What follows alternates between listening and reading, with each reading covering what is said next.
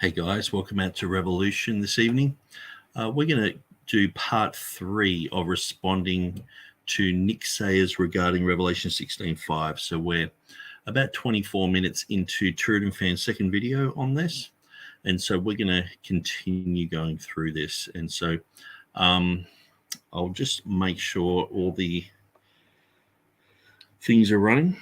And so I'll just get TurretinFan up. The page, you'll see there's this footnote 109, and if you go inside that footnote, you'll see. Okay, so that's all working. So we came to one of the places where I talked about last time. Now, this is a commentary on Calvin. Now, so in the book, what I did is to sort of prove my case. I went through and copied some sections about Revelation 1. Most of the commentary was on Revelation 1:4 because that's the first place the triadic declaration was and is and is to come appears. And so what I did is I copied and pasted a lot of commentaries and put it into the book just to show that Adam Clark, Gill, others. Matthew Henry, it wasn't like my idea to come up with Jehovah being or meaning the one which is and was and shall be. It's very well established throughout the church. And so and what I did is I copied and pasted Calvin, as you would think that something that says Calvin's commentary on it would be Calvin. But apparently this section here is not Calvin. It's the guy who translated Calvin. And so he left a little mark here, like ED down the bottom. And so apparently that means, that this is the editor's concepts and ideas. So, not knowing that, I've just copied and pasted that into my book. Now, that just would have been in the section where I was putting commentaries, but because James White is a Calvinist, I thought I'd put it in a different section, and as one of the first examples. It's like, okay, look, even Calvin and this and that. So TurretinFan rightly has pointed out that this really doesn't belong there. But the guy sort of makes my whole case anyway, because I guess, I don't really know. I don't really follow Calvin. I'm not a Calvinist. I'm not Reformed. TurretinFan, this would be his bread and butter. His forte going through Calvin's material, and I guess Turretin's material and people like that. So I usually don't frequent their material unless I'm just doing a deep dive into something. I'm like, okay, what did Calvin think? What did Beza think? And what did John Gill think? And I'm just going through the list. And so in this section, TurretinFan is going to be pointing out that this is this shouldn't really be there. But at the end of the day, this guy really just did nail it. So that's why I put it in there. And I was thinking, wow, Calvin really got it.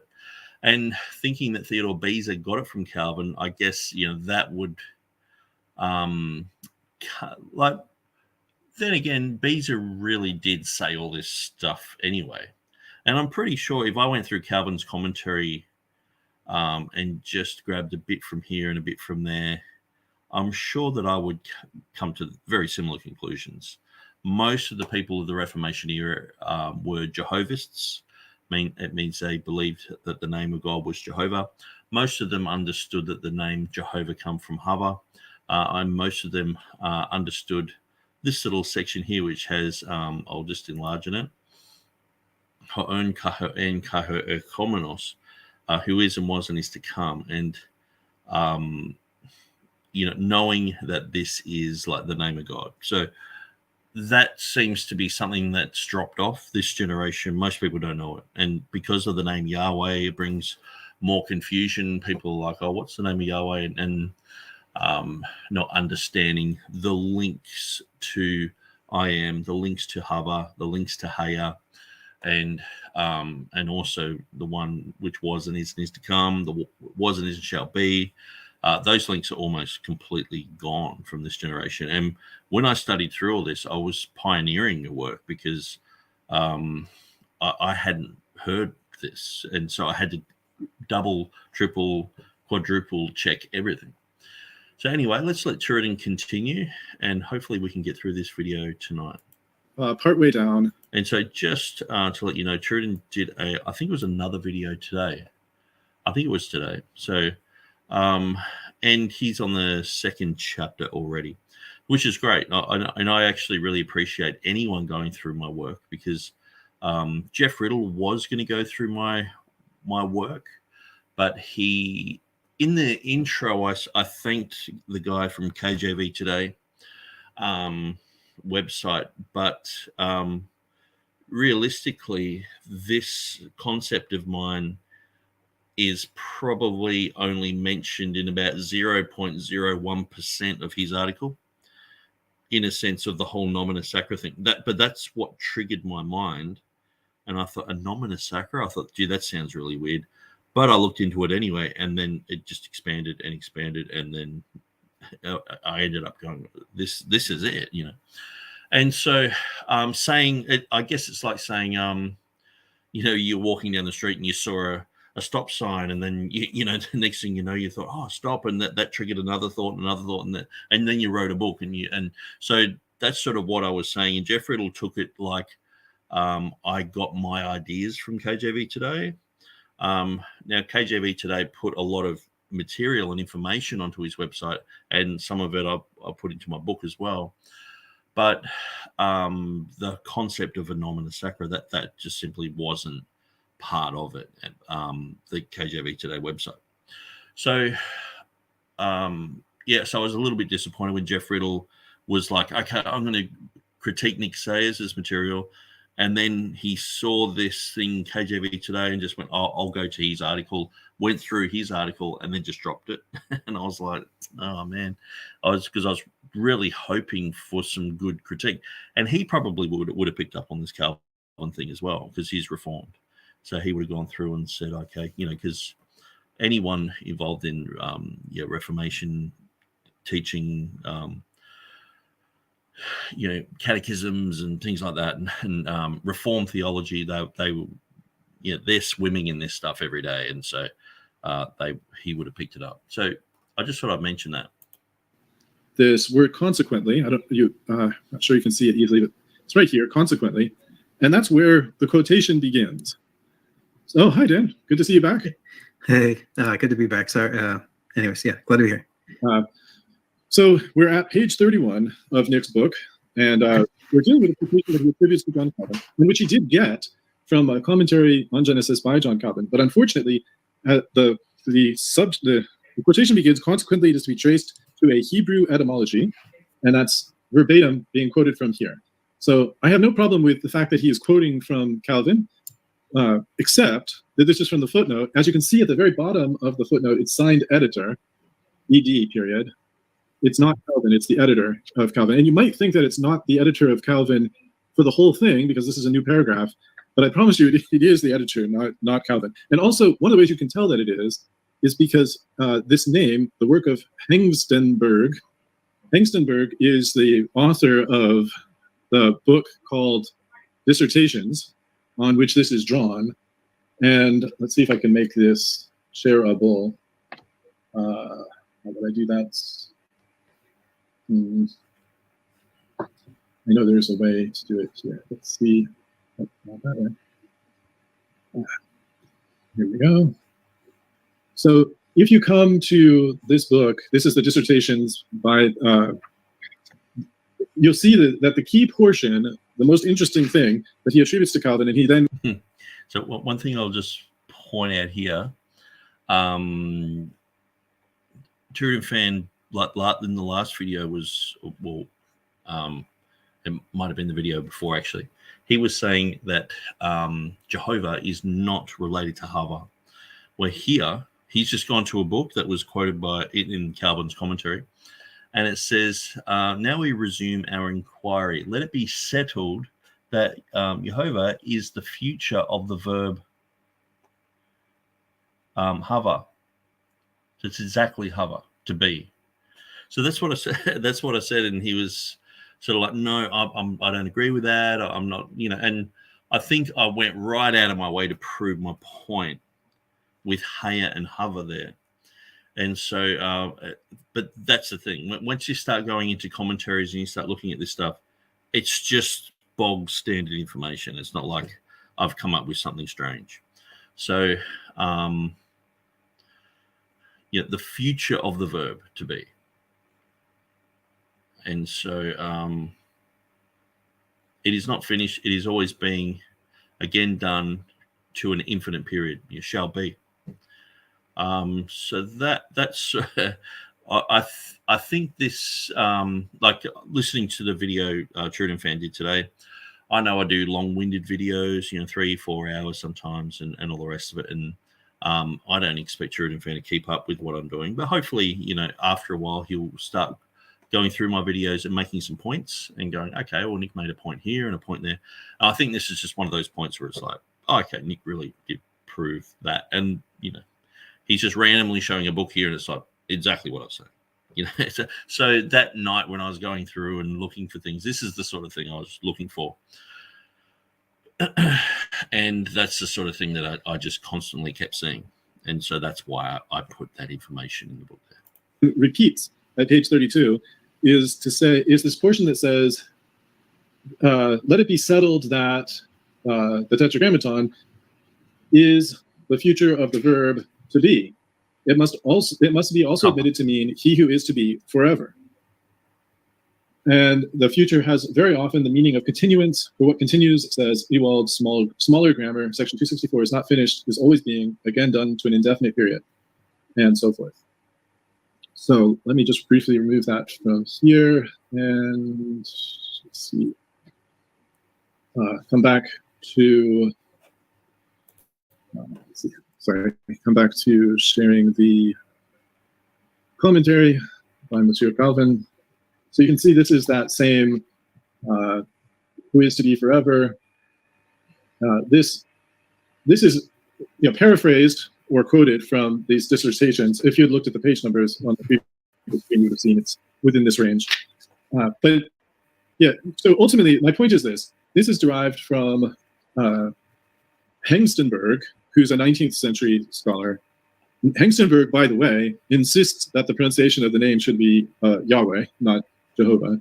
But he does have this curious idea about it relating to the future of the verb.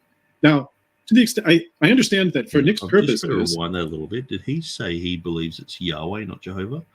27... Hengstenberg, by the way, insists that the pronunciation of the name should be Yahweh, not Jehovah. I don't know about that. I guess it depends on when this is written, because it was Ginsburg. He was the main guy. And so that's what in the earlier part of the chapters, when I'm talking about that whole thing, relating it to Jupiter, that's the first place where it's acknowledged that people were using Yahweh as Jehovah. And he related that to Jupiter. And so he later retracted that, but it just stuck. And so, that would be interesting if a guy who knew this type of thing was actually saying the name was Yahweh, because I would like to actually see that. And where TurretinFan has that information, even though I thought this was Calvin's commentary, but for someone who knows so much about it and knows the link to Hava, the whole thing of Yahava, someone who understands that and knows that would not usually link Hava with Yahweh. It just doesn't fit. It's completely different. But he does have this curious idea about it relating to the future of the verb.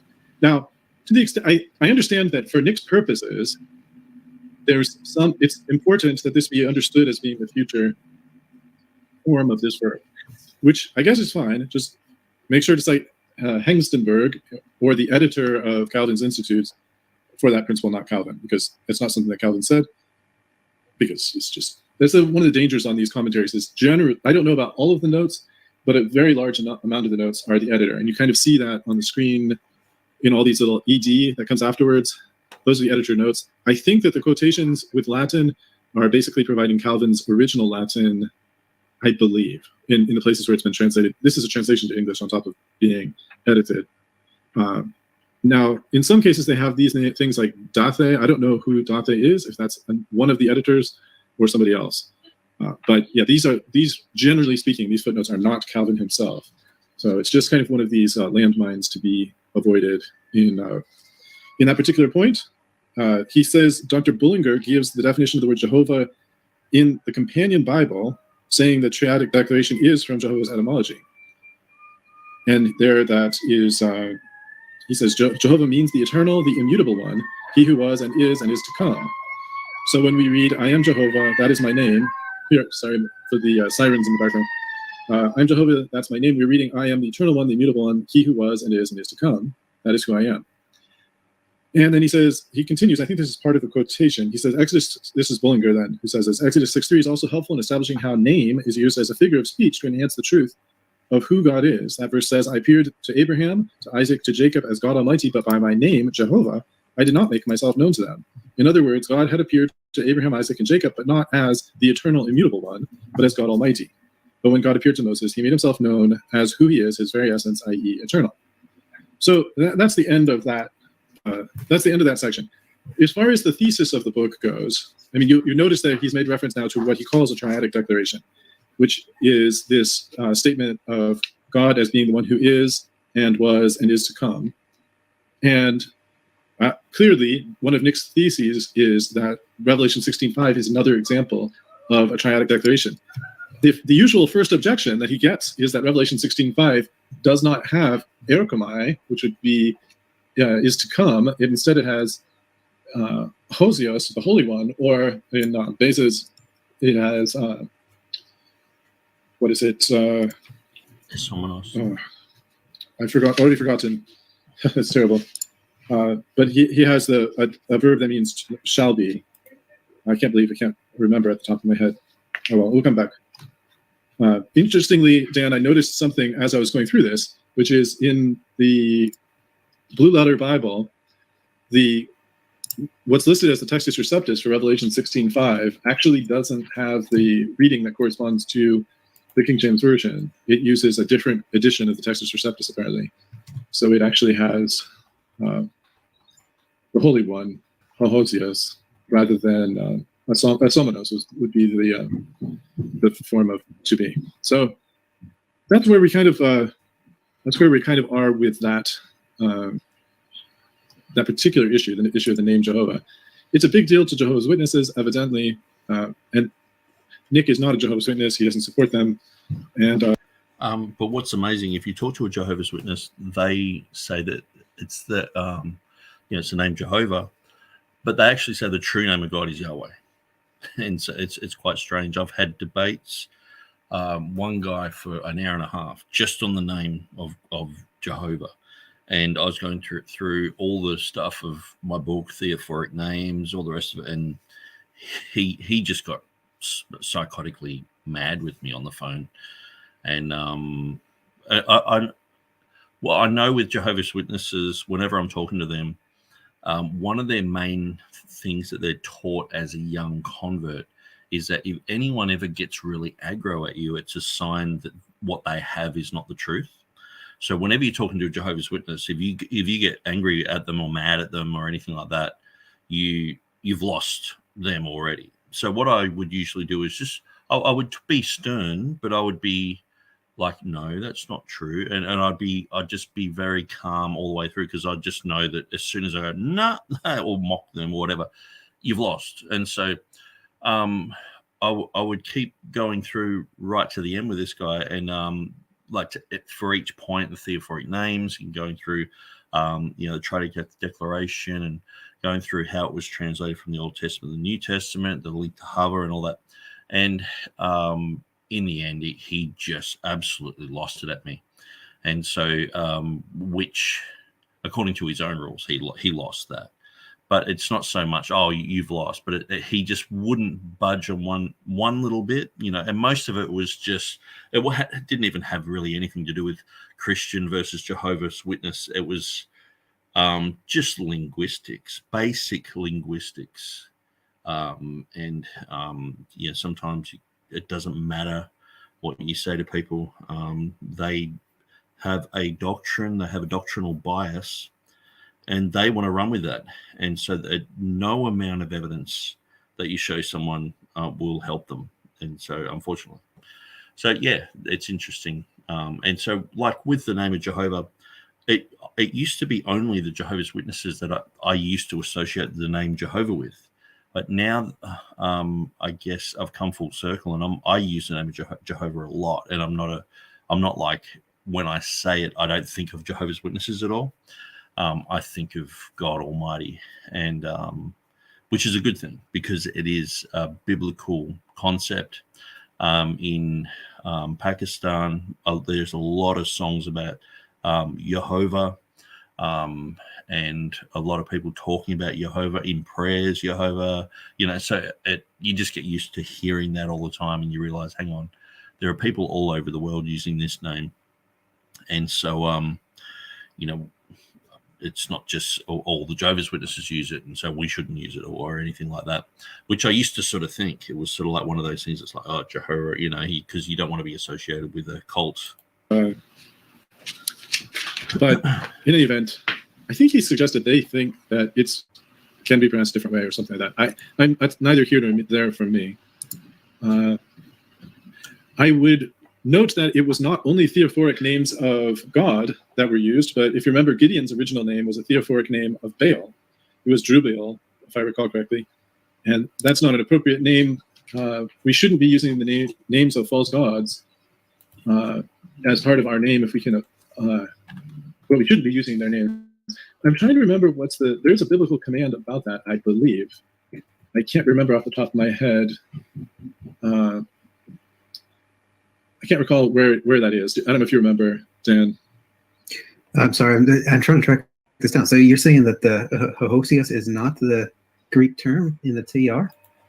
I'm still stuck there. But okay. I don't want to hold you up. I'm just trying to figure out which. Okay. So I'll come back to that. So I just looked up the name Gideon, and this is not a slight against TurretinFan, because just out of interest, I was like, oh, okay.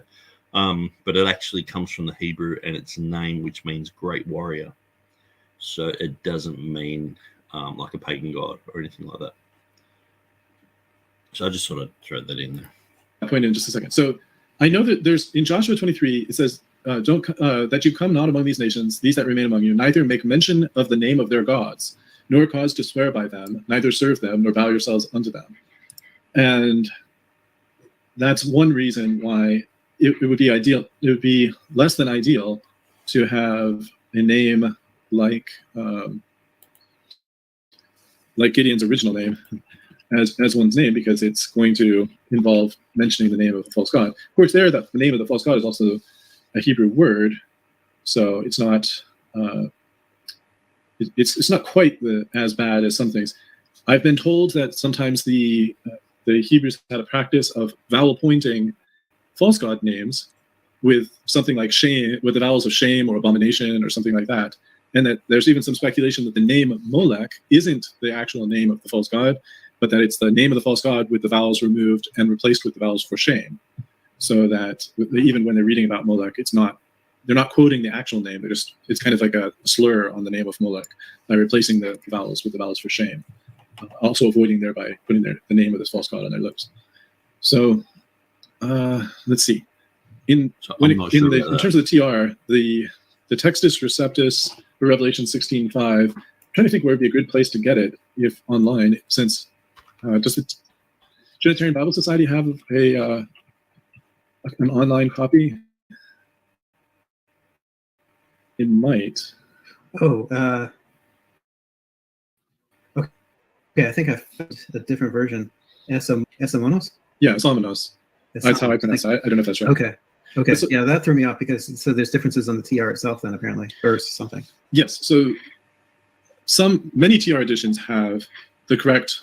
Okay, so I know it's a little bit of a rabbit trail. I'll just read the etymology of Molech on Wikipedia. So it does mention what TurretinFan said. The etymology of Molech is uncertain. A derivation of the word MLK, to rule, is widely recognized. Since it was first proposed by Abraham Giger in 1857, some scholars have argued that the word Molech has been altered by using the vowels of Boset, meaning shame. Other scholars have argued that the name is a qual participle from the same verb. R.M. Kerr criticizes both theories by noting that the name of no other god appears to have been formed from a qual participle, and that Grieger's proposal is an out-of-date theory which has never received any factual support.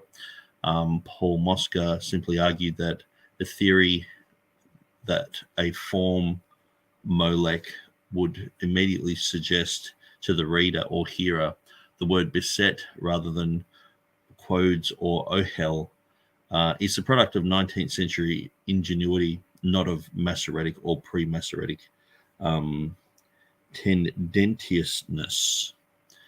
And so, yeah, I guess some people are saying, it's true. And it goes on quite a bit about that, or not quite a bit, but it's got another section, but it's quite hard to read it's got the MLK and the YLK and the WLK meanings, and it's like, I don't want to rabbit trail that far. So, but yeah, I just sort of mentioned that, yeah, it is questioned, but it does, it looks like it's been debunked by Masoretic scholars. So, but it's an interesting thing. I'd have to look more into it to really say yay or nay on that.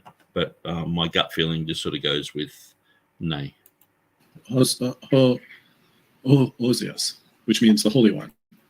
But Beza's 1598, I believe, and maybe one or two other editions of Beza, and therefore Scrivener's TR, I think, have esomenos, which is a change, it's a reading, it's the Greek letters that are not found in any of the manuscripts. So it's often been described as conjectural emendation. Nick takes issue with that description. But one of the points of this book is to say that it's not a conjectural emendation, and we'll come to that point, I guess, in due time. But I think what he's setting up here in this section, when we just read about Jehovah, part of what he's setting up is this idea that the name Jehovah conveys the eternality of present and future. And therefore, in Nick's evaluation, and I think he's saying... Sorry, it looks like I just dropped out for some reason. This from Beza, that in Nick's evaluation, that it's only right and proper that we would understand that the most holy name of God is who was and is and shall be. And that's even a more pure form of that triadic declaration than the form who was and is to come that's found in at least one other place in Revelation. I think Nick would say it's found at least two other places in Revelation, but that's for another, again, for another day. I'm making very slow progress through here, but I'm kind of doing that deliberately because if I do it as bite-sized portions, I'll eventually get through it. Well, like spoonful by spoonful, I can eat the whole elephant. If I sit down here to try to answer the entire book in one go, it will just be too long an episode. No one would listen, and I might not finish. So, would you like to jump into some of the comments? I see some people have been commenting. No, I don't want to hold you up. Okay. Well, I'll jump into some of the comments here. Federalism 69 says hello, and Nunya Biz confirmed the sound was good. I don't know why, but a few times I've done this and I've come out sounding like the chipmunks.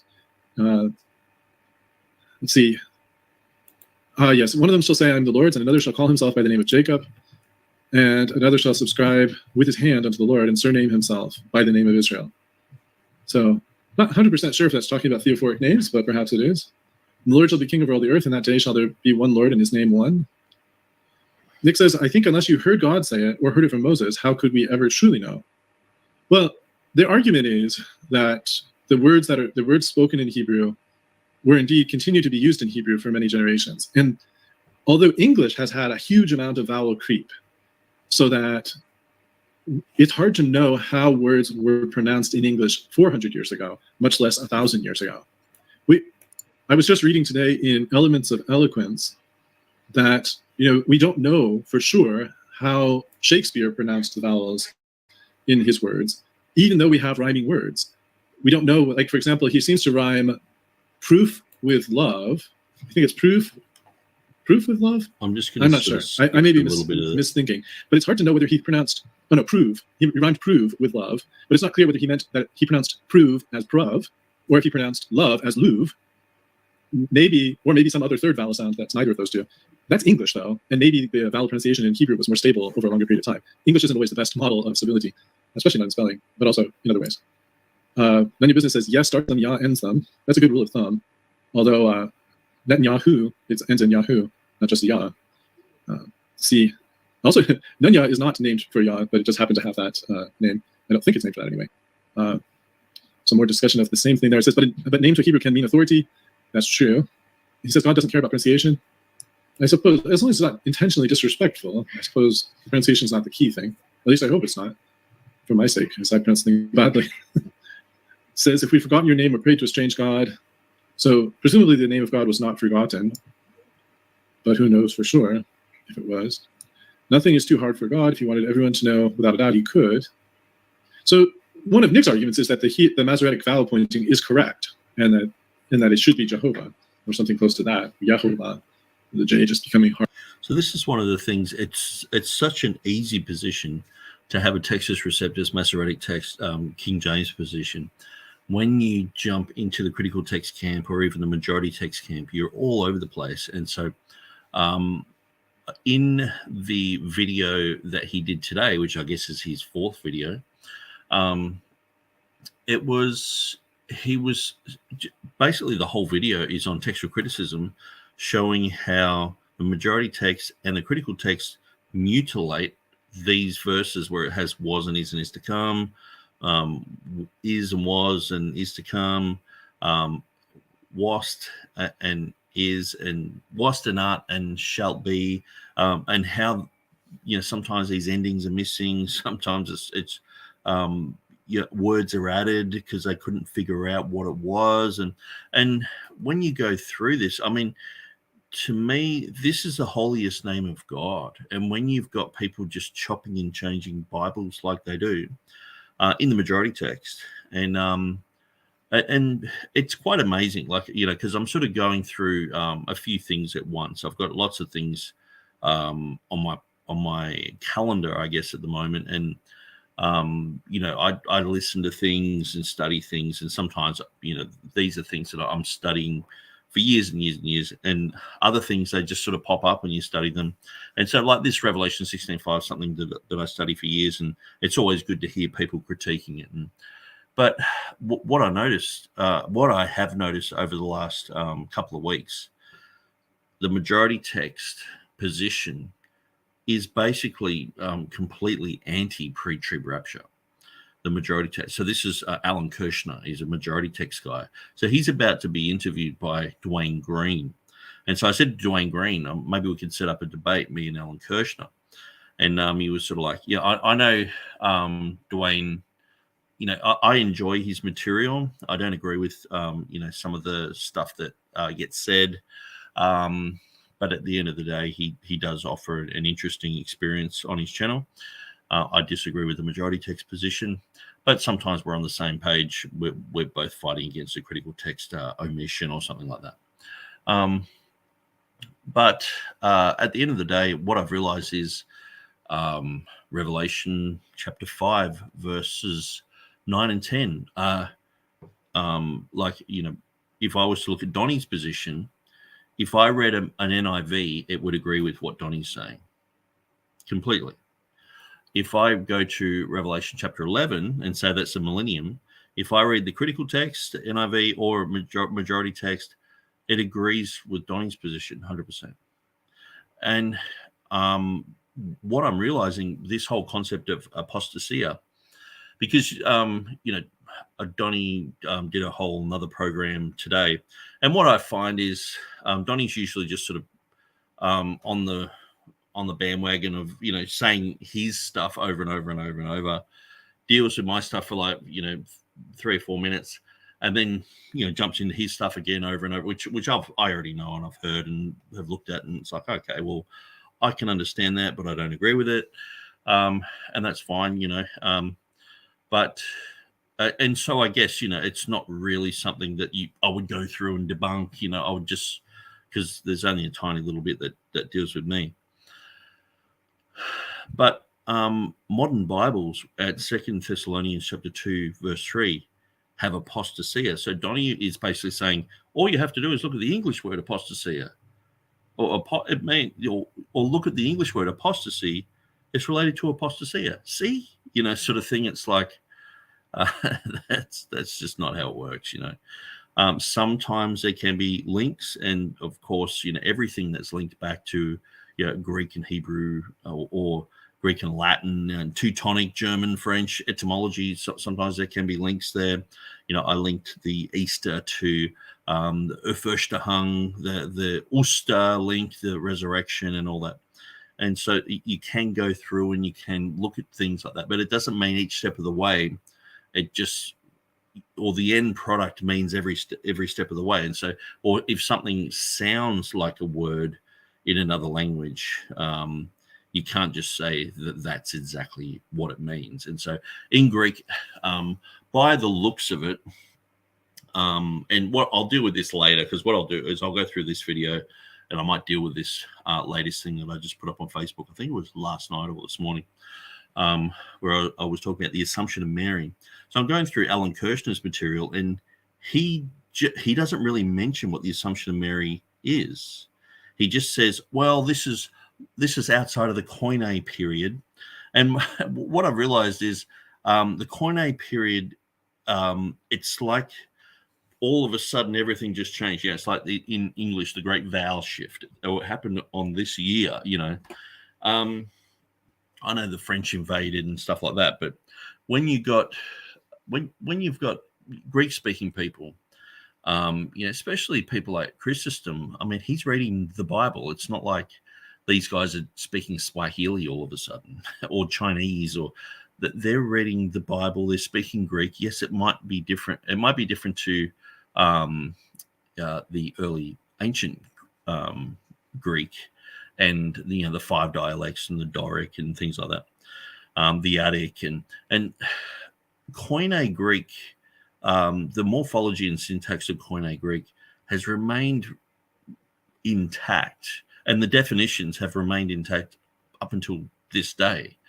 And even people who, like Donnie would agree with, or would have previously. I don't want to, put him into an Anderson camp. I know he's got a lot of Anderson videos on his channel because I've been going through them. But Anderson did a very good job at going over to Greece and speaking Koine Greek to Greek-speaking people, and most of them understood what was going on, what was being said. And so that's the thing. The morphology and syntax and the definitions of Greek have hardly changed. And so and he was likening it to a change basically from, like, say, the 1611 English to today. There's a few words that have changed meaning or dropped out, but it's not completely unintelligible. So when you've got something that's 400 years after Jesus, it's not like, well, that's Chinese. You know what I'm saying? Like Greek is one of those languages that has continually got that they have a text that they can go back to. There's a lot of cultures that can do this. If you go back to the Arabic, you can go back to because the Arabs have the Quran, and they constantly read this and go back to those words. And you have the Hebrews, you have the and we've seen this in English with the King James for 400 years. It doesn't matter where you are, if you're in Australia or in England, people understand certain words that are from that. And probably up until about 30 years ago, that was quite common. Now it's all the modern Bibles are taking over and people are forgetting those words. And, you mention a word and they have no idea what it means. And so these things are like a stabilizer in a culture. And so the Greeks have been reading the Greek Bible all the way through and looking at these words and looking at commentaries and that sort of stuff. So it's not like you can just go, oh, well, the Koine period, according to the books, it says 300 after Christ. So that's it. All the definitions have changed. We've gone into a different mode. And I was reading one post-trib pre-wrath article today, and they put the Koine period at ending at 99 AD because there were certain things that they didn't feel that they wanted to, pre-tribbers to squeeze in definitions, that they wanted the definitions to stop there. So it's like, here's John writing the book of Revelation, and it's like straight away, it's like, well, that language is sort of redundant. Let's just move on. It was really weird. Anyway, I just sort of throw that in, but I'll deal a little bit later. I'll deal with the Assumption of Mary. I'll go through that, but hopefully I can get through this video and I can get on to the third one and then the fourth one. But I don't want to get too bogged down with these Revelation 16:5 videos, and I don't want them to go too long either. So I might speed up some of these sections to even double time. Harder over time in English. Greece forbids saying the name. Interesting. I wasn't familiar. Now, Nick Rayop says, actually, what does it say? Greece forbid saying the name during 8th day old circumcision during Sabbath or feast before Maccabees revolted in 190 BC. Rome did the same in 68 AD. That's how important his name is. Okay, that's interesting. Yeah, that would have to be something that looks, people look more into. I wasn't familiar. Now, Nick Rayop says, Turretin, I'm pretty sure Nick is getting his points from Hebrew scholar Nehemiah Gordon. So, no, that's not true. I got these points. Most of these points were about Jehovah, were from Scott Jones. In 2001, he wrote an article, and I read it and went, that's amazing. It's really good information. Theophoric names make sense. Nehemiah Gordon's material, there, as I pointed out in my book, which I have a draft of it here, I did throw this. See, this is the chart from Scott Jones in 2001. So I'll just find where I can. I think I can pick that up. But yeah, Jehoash became Joash. So this was a thing that he was pointing out and showing the theophoric names that these names had Jehovah in it, and they shortened these names because they didn't want people mentioning the name of Jehovah at the wrong place or at the wrong time, because one of the commandments is don't take the name of the Lord or Jehovah in vain. And so then just before I got the book published, I saw this online. I was like, oh, cool. Jehoiakaz, and it's got the name of Jehovah in these names, and it points out the vowel pointing and everything. And so I had no idea who Nehemiah Jordan was, and so I put that in there and I put the link. But then later on, I watched his stuff. His stuff is very interesting. He pretty much comes to exactly the same conclusions on this issue, but there is a lot of other stuff that I don't agree with, and some people seem to think that, he's mixed this up with the 9/11 tragedy, and he got this understanding and revelation from God about the name of God, but apparently it doesn't match up. And so people have made videos against him, and I watched a little bit of that and just went, you know what, I'll get into that one day. But as far as the name of Jehovah, it's pretty much the same stuff. So we've come to the same conclusion, actually, which is even more powerful, because that just means that it's just logic if you come to the same conclusion as someone. And so, I just sort of mentioned that because Nehemiah Jordan got mentioned, Nehemiah Gordon. So that shows you how much I know about them. I'm calling him Jordan and Nehemiah Jordan. So I'm I don't really know that much about the guy. Or back then, when I copied and pasted that into my book, it was just like, oh, that's handy. That shows the name of Jehovah in these names. And the link down the bottom, it could have been to anything. And as I mentioned in I think it was my first video, when I get into the section like here, this is from a Greek website, and a French website, and I'm pretty sure this guy is like a Unitarian or a Jehovah's Witness of some kind, but he's just basically collected nomina sacra names of Jehovah, and then there was this list here, which I linked to. So yeah, half the time I don't know who I'm quoting. It's just like, okay, I found this thing.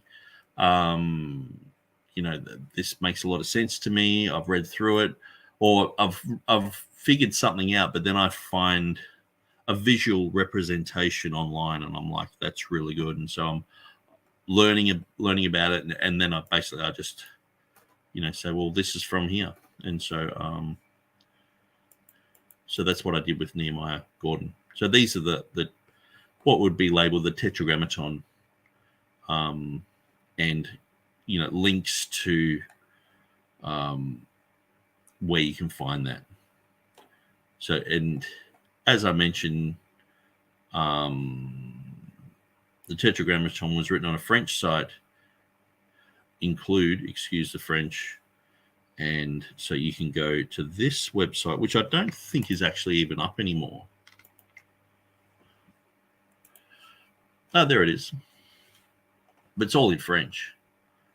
And when I went through it, I went, yeah, that's great. It just shows the name of Jehovah. So, I thought, well, I'll copy the whole thing, put it in my book, and just have a link back to this book and just mention that I got it from this site. And so, because they've done quite a lot of work here, going through and cutting out these little pictures and putting them in there, and so this goes through the date, 1st century, 5th to 6th century, so interesting. So just to let you know that it's not like Nehemiah Gordon, there's a lot of other people who I've quoted in this book, and I have no idea who they are. And so, but I agree with the general premise, and or it's just out of fascination. It's like, here, and in that section, I'm just sort of pointing out that the name of Jehovah, this is oftentimes not only just transliterated, but the actual vowel points and everything are sometimes just brought straight over. Yep, sometimes just the letters, the Tetragrammaton, sometimes with vowel points, sometimes they're like in Greek, they used to call it Pippi. So it looks like it says Pippi, but it's actually the name of Jehovah written in sort of like Greek letters. And so very interesting. Well, he's usually good. I mean, nobody's perfect, but he has lots of footnotes of his material. Now, it's possible that he's getting it from Scott Jones, who's getting it from Nehemiah Gordon. I don't remember seeing Gordon's name in here, but it could have been in a footnote. Well, Nehemiah Gordon claims that God sort of showed him when 9/11 happened or something like that, or a few years after or whatever. Where Scott Jones, his article came out, I think, before 9/11, that same year. So it's like, we're looking, obviously Jones would have figured all that out years and years before. And when you read through Jones's stuff, he is very well learned. He knows his stuff very well. Passed it over. And he's a Calvinist, but he's a King James guy, Textus Receptus guy. Good double check. There's more to be said on that point, I suppose. Dr. Nehemiah Gordon explains away all this cloudiness. All right. Did you see the Mount Ebal curse tablet with 3 Paleo Hebrew letters instead of 4? And that made me wonder. And I'm not that familiar with it. Are you familiar with the tablet that's referenced? I'll try to look it up. Yeah, I'm not familiar with even what century it's from, but if it's Paleo-Hebrew, then it would be presumably pre-exilic. Maybe Nunya Business speculates that maybe they were afraid to put all 4 consonants because of the, I don't know. Hard to speculate. And he's suggesting it was during Roman times that the change was made because Greece or Rome forbade the use of the name. It says 2,500 extant manuscripts have been found all over the world with Yahweh with all 3 vowel pointings, not one with Yahweh. Well, this point, I don't doubt for a second that it's true, but the vowel pointing is relative. And so that's the stuff Nehemiah Gordon is bringing out. 2,500 extant manuscripts have been found all over the world with Jehovah or Jehovah in all 3 vowel pointings, not one Yahweh. The W is Arabic. So yeah. Modern. So you wouldn't expect to find any vowel pointed Hebrew with the vowel pointings for Yahweh, because it's the ancient Hebrew texts are not pointed in vowel. The vowels are not pointed. They had unpointed text. So I don't find. Yeah, go ahead. Sorry, just going back. So that from what I can tell, the Mount Evil curse tablets are from the 12th century before Christ, and it's a physical artifact like stone, and it's Yahweh rather than Jehovah, I think, if I'm reading this right. I'm sure that it's also not vowel pointed. I mean, not that you would vowel point Paleo Canaanite script, but there is just consonants on the tablet. And I think the scholars are interpreting it as Yahweh because that's what the consensus of scholarship is, that's how it was likely pointed. There is some evidence of what the vowels were, and Nick is going to get into this when he fights against the pronunciation of Yahweh in the next section. So he's going to get into that. Nick says that the Samaritans used Yahweh. That's interesting. I'm not familiar with that. There's an example of somebody using the full name Jehovah in the King James, I guess. Maybe that's the issue for Nick as well, as like a side issue, is that the King James does use the name Jehovah a few times. Normally it's just Lord all caps, but a few places it says the other one. So maybe it's a King James defense point. I'm not sure what that's referencing, so I'll have to pass over that.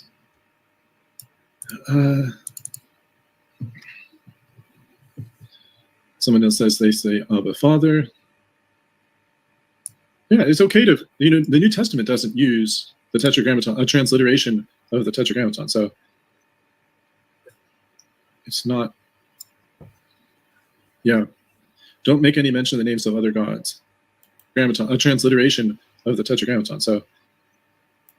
I'm just pausing it on this Nunya Biz because he seems to understand where I'm coming from. Yeah, of course you're doing fine. I would only care about this if you had to teach someone. It's not. In all things that I've said unto you, be circumspect and make no mention of the name of other gods, neither let it be heard out of thy mouth. Yeah. Don't make any mention of the names of other gods. He says it was just a goofball. Nothing to do with the name of the Lord. All right. Vowel pointing debates in the 1st century, letters from Jews to Jews. Interesting. Well, I may have exhausted. And that is hotly contested, where some people believe that vowel pointing was there. Some people believe that there are certain extra letters on older Hebrew words that eventually became vowel pointing. I guess it's like the iota subscript that usually makes something dative in the Greek. It's sometimes you'll see like a letter and a tiny little line underneath it in Greek, and that's the iota. So that becomes, like a little, I guess, the jots and the tittles and things like that. Exactly what they are has been speculated for quite a long time, and I've read a lot of articles on it, but it's still, because jots and tittles is one of those verses that people go to talk about the preservation of the Old Testament specifically. I've heard different authors say different things, and I guess I should really know it off like by heart what they mean. But it's one of those things where I'd have to really look up some of my favorite authors and go, oh, that's right, just trigger that memory again. But yeah, it's interesting. I know Dr. Strauss from the Dean Burgon Society, he did an article about the vowel points and just basically saying that they should be there. Yeah, it's interesting. There's a whole debate on that, and I'd love to dig more into that if I had time. Exhausted this particular topic in less than an hour, which is great if I did. I don't know if there are any. I doubt there's any leftover questions from the first part. That was the Tetragrammaton, but or overall the book. I don't know. It's fairly readable. The book's fairly readable. It has footnotes rather than endnotes, which I greatly appreciate. It's interesting to read. So I'm sort of progressing through. I hope that I hope that the points where I can draw out the clear mistakes that I know Nick would be interested in fixing, I assume he'll fix those. I also do hope that ultimately to persuade him that the majority text for Revelation 16:5, which also is the same as the critical text there, is correct. And hopefully I can win him over on that point. Because but the whole thing is, and if you're a fan, watch this one. The whole thing is, if it's a name and they've put nomina sacra on it by putting holy there, then just like every other nomina sacra in the Bible, if you just have an iota and an upsilon with a line above it, you don't bring that into English as EU or whatever. You put it, or you don't just make up a word there, you put it in as Jesus. That's just a common practice. So knowing that this is a name, knowing that it's clearly nominative, and hopefully I've exhausted this point over and over in the book, and so hopefully by the end of it, TurretinFan comes out going, oh, it's the name of Jehovah, and then he can see why it's got holy written on it and go, it's a nomina sacra. It's a rare form of nomina sacra because it's to do with the holiest name. The first ever nomina sacra was to do with Jehovah in the Theophoric names, where Jehoshaphat was shortened to Josaphat and all the other Jeho names. And so this is just a continuation of that type of thing. The name of Jehovah is there, expanded, which art and wast and shall be. And they've looked at it and gone, hang on, we better put holy on the end of this. Because how do you shorten such a huge noun phrase? And knowing that it has its own Strong's number, that whole phrase, I think at the end of this book, TurretinFan, I think I'm going to win him over. I hope so anyway. And he will see that the majority text reading, I think the Greeks actually understood why it had holy there. I think they understood nomina sacra. Like for a lot of us, we learn about nomina sacra and go, oh, that's weird, but okay, it's what they did. But when you're reading Greek fluently, you understand nomina sacra in sacred writings, and you would see something like holy and it would trigger off, hang on, is this to do with some sort of nomina sacra? They would see a name and pick it up like this, where we're like, oh, we have to go through a whole bunch of dictionaries and a whole bunch of commentaries, and half the time these guys don't even know it. They have no idea, especially most of the modern ones. Anyway, let's continue. Because it's the word of God. It's particularly, this is a point that gets raised a few times in the King James debates, that there are specific warnings about not changing the wording of the book of Revelation. Like, don't add to the words, don't take away from the words. It's something we should take seriously. So, yeah, absolutely, I agree, and that's why when it comes to like the holiest name of God, we should be able to go, that's how you pronounce it. That's and I'm not saying it's a salvational issue or anything like that, but we should, as scholars, be able even if half of us are backyard scholars, we should be able to work out what the name of God is and have a defense for it. And I think my defense is rock solid. I mean, the theophoric names concept, it just blows everything out of the water. I think I've worked out where Yahweh has come from and why it became mistaken as the name of Jehovah by, was it Gesenius or Ginsburg? I think it was Gesenius. And so, so anyway, I'll continue. Nick says, when's the debate? Nick Rayup says, when's the debate? There's not currently a scheduled debate with Nick Sayers on this point, although I think he's willing to do a debate on this. In fact, I think he's eager to do a debate on this if there's a suitable debate opponent, and we'll see if I'm such an opponent. Maybe. So I guess this would probably be one of those debates where it's like with the Easter debate, where, I know stacks about this. I'm debating someone who doesn't really know much about it. They've learnt about it, but they're a contra. So I sort of find, like when I debated Stephen Boyce on this, I found he didn't really know much about it. And so that's why he sort of jumped all over the place and said a whole bunch of stuff that was not entirely accurate. And but yeah, so it's one of those things where it will take TurretinFan a while, but at least TurretinFan is making the effort to put himself into my shoes and say, okay, this is what Nick thinks. And I take my hat off to him for doing that and for trying that, because that's what to truly debunk someone else's opinions, that's what you have to do. I was just on Facebook before, and I'm going through the whole, the Alan Kirshner thing of him saying, we believe, 2 Thessalonians 2:3, the apostasy is a rapture. So that means it says in the Bible that the rapture will not come until the rapture happens. It's like, no. And so I've heard Donnie say that a whole bunch of times. It's like, no, I made it pretty clear that the day of the Lord is the other side of the rapture. It's the time of what I would consider the 7-year tribulation, but it also continues. The day of the Lord continues right up until the end of time, basically on this earth, till the new heavens and new earth. So this is after the great white throne judgment that heaven and earth are destroyed, because it talks about that in 2 Peter chapter 3.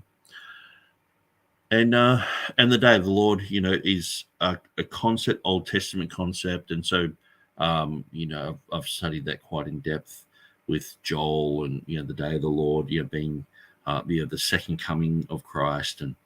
And so anyway, when I'm talking to people, I've made it pretty clear that, I'm talking in Celsius and they're talking in Fahrenheit. So sometimes we talk past each other, but people just don't really want to see, from my perspective. That's what I'm finding. It's like, and I described it like I'm playing soccer, or I'm playing rugby and they're playing soccer, and they're wondering why I'm not kicking the ball along the ground. And it's like, well, I've got a whole different set of rules. I've got a timeline that goes for 7 years, and I've got their timeline sort of goes for 7 years, but they're sort of in the middle of that gone, and on my timeline, the way that they're describing that, they'd only be here for like maybe 3 months and they're gone. It's so strange. And then because they do the big folding thing and fold the book of Revelation in half over each other, all the chapters over each other, and they mess up all the other different things. And so they've got to be able to explain my position. See, what I find is people just going, I can't understand it. Oh, no, it doesn't fit in with my timeline, so I can't understand it. Well, I've jumped into their timeline, which I think is weird and bizarre and all the rest of it, that they think, oh, mine's weird and bizarre too. I've jumped into their timeline. And, I've done a couple of debates on this so far, and I'm still learning about it and listening, to sermons about it and all the rest of it, trying to get my head around these things and learn about these things exactly where they're saying things are fitting. And I think I'm making good points about, okay, well, that doesn't fit in there because of this and because of that, where these guys are sort of like, oh, that one concept, it doesn't fit in with our whole overall timeline. So you think the rapture is going to happen. It won't happen until the rapture happens. You know, these silly things, which I would never make that claim. But unfortunately, like I said, like TurretinFan is willing to get into my shoes so he can debate me on this. This is what he did with the Easter thing, and he did a pretty good job at coming, being an opponent on something that I wrote 20 years ago, and I've studied quite a lot, and Revelation 16:5, something I've studied quite a lot, and so he's actually it's a bit like if I was to debate him on something to do with his favorite topic of Calvinism or something like that, I would have to sort of go on a really deep dive into Calvinism and learn exactly where he's coming from, and years and years of understanding. See, it's easy for me to debate these things because half the time I just sort of refresh myself on it and I go and debate. And when it's a new topic, you have to do a learning curve and all the rest of it. And when it comes to pre-trib stuff, this is stuff I've learned since the 90s. It's not like a strange thing. Most people who I've known have been pre-trib people. And most people I've known who aren't pre-trib have never had a consistent argument that I could really go, okay, well, you've convinced me on a point or whatever. And so when the whole, this whole concept came out, and it seems like the new IFB really jumped on board with this. I sort of I went through Anderson's stuff when I don't agree with that. That's weird, but it just seems to be growing. But what I'm realizing is that there is this, if you don't agree with us, I know that Anderson and Tommy McMurtry, they had videos like, oh, look out for the pre-trib mafia and all this. So, they've got the Ruckmanites and they've got people in the old IFB, I guess you call it, you're coming against them for being pre-trib, for not being pre-tribbers. But what I find is this is just, it's almost like, if I said that I believed in, I'm just trying to think of something that's comparable to like eschatology. What else would there be? Like, I mean, I've expressed how my Old Testament concept, the whole concept of having a Sheol, an abode of the dead, which is translated as Hades in the New Testament, and that's thrown into Gehenna at the end, the lake of fire, and all that sort of stuff. And so I have that type of concept. Now, to have people get really worked up about that and go psycho at me about that would just be really weird. And that's what I found with this eschatology stuff. Like, I've shown my case, but what I'm finding is it's more emotional than I ever thought it would be. Not for me, but for people involved. I guess it's like I'm getting called a flat earther sort of thing. Like it just an absolute dim. All of us, I've sort of gone from, oh, you're right up this level. We love what you're doing with the King James stuff. We love your debates. We love your defense of the Textus Receptus and all that. And then it's like, I'm like, yeah, well, I'm a pre-trib guy. And it's like, you snakes and ladders, you're down the bottom. You're nothing. You can't even think properly. You're actually a bit of a moron. You're a bit, and it's just like, oh, okay, no worries. I think I'll just leave the room, And so, but I find, these guys are saying there's a pre-trib mafia there. I'm sort of finding there's a bit of a post-trib mafia out there, who are sort of more like, hey, you start sprouting this stuff, we will come against you. We will find, your little inconsistencies here and there. We'll throw it all over the internet. And it's just like, and I'm not talking about Donnie. I'm talking about other people, privately talking and, one guy's made 8 videos already since I did the first rapture debate, and constantly saying I have to watch these videos, and I just don't have time. And he's a mid-trib guy, and it's like I'm all for debate and all for chat and all the rest of it, and I'm all for heated debate, But I find that the new IFB stuff is, if you can't win on logic and good sound argumentation, you bash the pulpit or stand on the pulpit and scream at people and call them a bunch of dimwits and you loser and all this. And it's like, that's usually one of the first things that you get taught not to do to someone you're arguing against, ad hominem attack. But, I find, so back to what I was saying, I find that people are unwilling to put themselves into my shoes. Where TurretinFan is doing this with the weightiest things that I have, like Easter, even unicorn. I mean, I wrote that unicorn article on my website probably 10 years before. Now I expanded it probably 4 or 5 times the size when I was debating TurretinFan, because we're going through different information. But the original premise was there, and I'd been looking at the unicorn issue probably since about 2005. And so it wasn't something that was new to me, or just last 3 months. And that's like when I debated CJ Cox on Easter. I was listening to his material before the debate, and I went back a few months, and he was just learning about the Easter controversies and the quartodecimans, and I'm thinking, man, I've known this for like 20 years. And I remember back, I think it was 2013, when James White was saying, Google the quartodecimans and you'll find out all about them. And I Googled it, and my website came up first, the Textus Receptus website. And I was like, yes, he's sending them to my website. He probably thought it was Wikipedia or something, because they did look really identical back then. So, like James White didn't bother putting himself into my shoes. He was just like, no, that's it. No, my ideas are the best. I'm right all the time. That's, and you get tired of dealing with that. But so I guess in a way I'm sort of,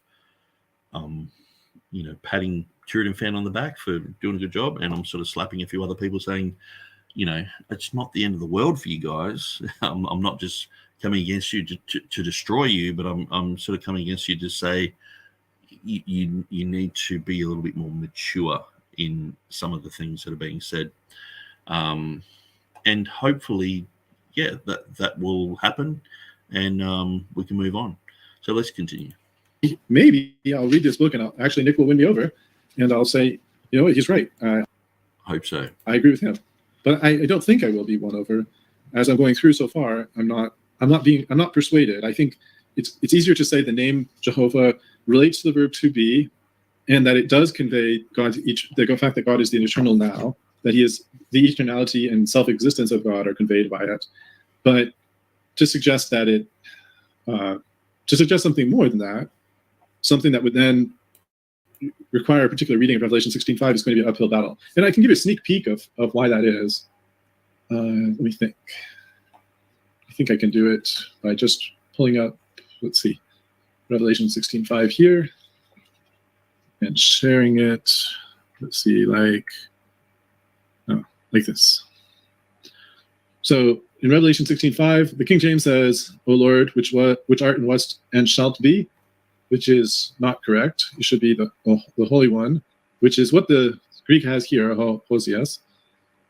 But the other challenge is, you'll notice that it says this word for Lord, and the Textus Receptus does have that here, but you'll notice that the other text that Blue Letter Bible has does not have the word Lord in the same place. So you can see there's a few differences between the text of the majority text and the critical text versus the TR.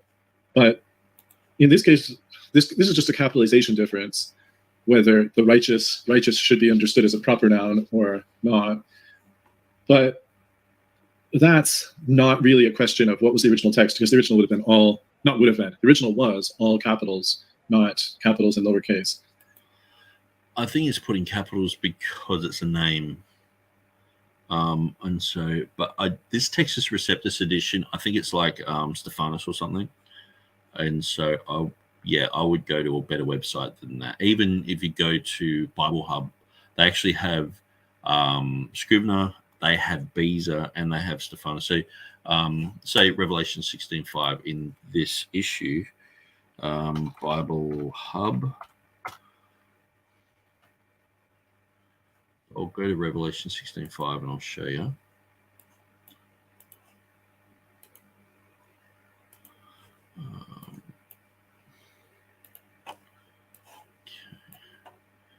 Revelation 16 and verse 5. So that's a multilingual one. But yeah, you do have all the Greek stuff there. But if you go to the Greek here, it's a lot easier than that Blue Letter Bible one. And usually in here they have sort of like it's like they do go with Osios here, but it's like it is better than the Westcott and Hort text. I'm pretty sure it's the Berean Greek Bible or something like that, some sort of study Bible. But anyway, if you go down the very bottom and go additional parallel Greek, that's when you get Beezer, okay? So then you can look at, they have the Berean Greek New Testament. So that's the one that they have the parallel of. So you can see here Hosios in all of those. And then you come down to Scrivener's Esomenos. You can see Beezer's Esomenos. And you see Beezer, he capitalizes these because they're a name. So Hoon, Kahohen, Kahomenos, or Esomenos, sorry. So you have the Kyrie, which is Lord in all three, but it is deleted in the rest of them. And so that, just for TurretinFan's information, because I heard what he said in the video today, he was talking about, this Kyrie doesn't even appear in any manuscript whatsoever. It actually does. And so a bit like, James White makes those sort of claims. It doesn't appear anywhere, and then we find a whole bunch of manuscripts that have it, and so I'd be more careful in making those type of claims because usually they are very well studied and debunked. And so this is my website, Textus Receptus, Textus-receptus.com. If you go to Revelation 16:5. So I've got Beezer's there. I've got the King James, got the 2016 edition there, and then I go through an interlinear that I've made, and then I've got the book of Amag, which is it has a Latin reading Nomina Sacra for Domine here. Just sort of showing, Lord in Domine. Minuscule 2344. It has the letters K and E, Nomina Sacra. And so, some pictures there. So there's a manuscript with it in it, Greek manuscript. So when you're saying there's no manuscripts with it in it, it's like, there's one. Here's a Latin one. And so I haven't exhausted that issue, because to me, the whole thing of Lord, it's not really the contested issue. And so this is, so it has the word Lord is found in 051, 296, 2049, and some Latin copies, the Coptic, Bohairic, and Ethiopic versions. So this is where, like Stephen Boyce said, it's not in the Ethiopic version, and it is in the Ethiopic version.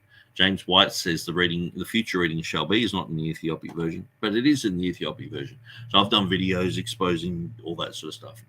But my main thing, so the whole thing comes down to, it's quoting a psalm, which says, "Righteous art thou, O Lord, and upright are thy judgments." So when you go through this psalm, the "O Lord" is there, and so and that's expanded as Ho'un Kaho'en Kaho'okomenos. And so I've got a little bit of information there, but it's not huge. Here's the Ethiopic word for Lord there, which Stephen Boyce was saying it says God. So I looked up in Matthew chapter 7 where it says, Lord, Lord, didn't we prophesy in your name and do these things?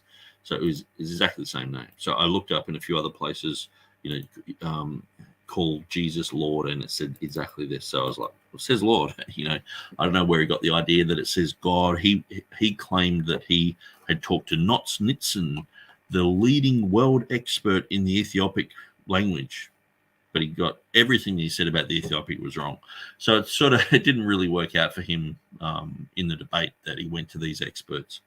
You still got to do your own homework, But for TurretinFan, I would go to this page of mine.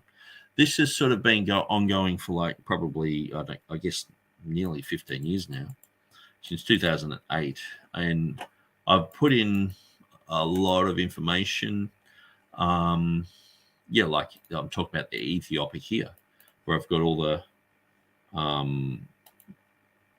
triadic declarations, Revelation 1:4, 1:8, 4:8, 11:17, and 16:5. So I have underlined the two, because this is what Stephen Boyce was saying. It's only got the past and the present, or the past and the future, or something like that. It doesn't have the present. But when I looked into these words, it actually, some of them meant, or one of them meant the past and the present, or something like that. So even though it's just got two words, it actually means three concepts. And so I went through all those, showing, where it has the name Lord, and you can clearly see that it's Revelation 16:5. It's the same word, Lord, all the way through.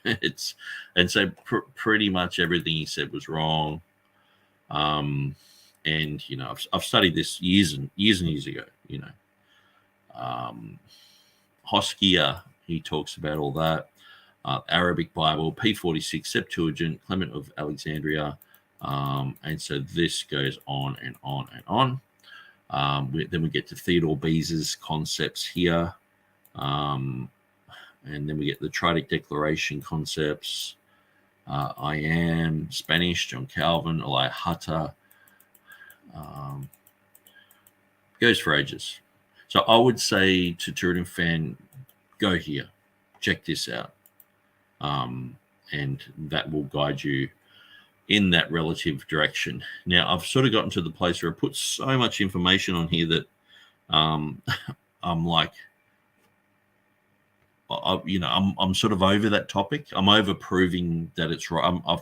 I've sort of proved it firstly to myself, then to many other TR defenders, KJV defenders, and then I wrote the book to James White. He's rejected it, but other people are going through it and going, okay, we'll have a look at it. And so, but if there's anything sort of missing here, or missing in the book, you can probably find something here that will help and guide. And if there's anything else, like I've got so much, I've got links to 2019 videos all about examining James White's material. And even Jeff Riddle, he did a bit of a series on Revelation 16:5. It was quite helpful.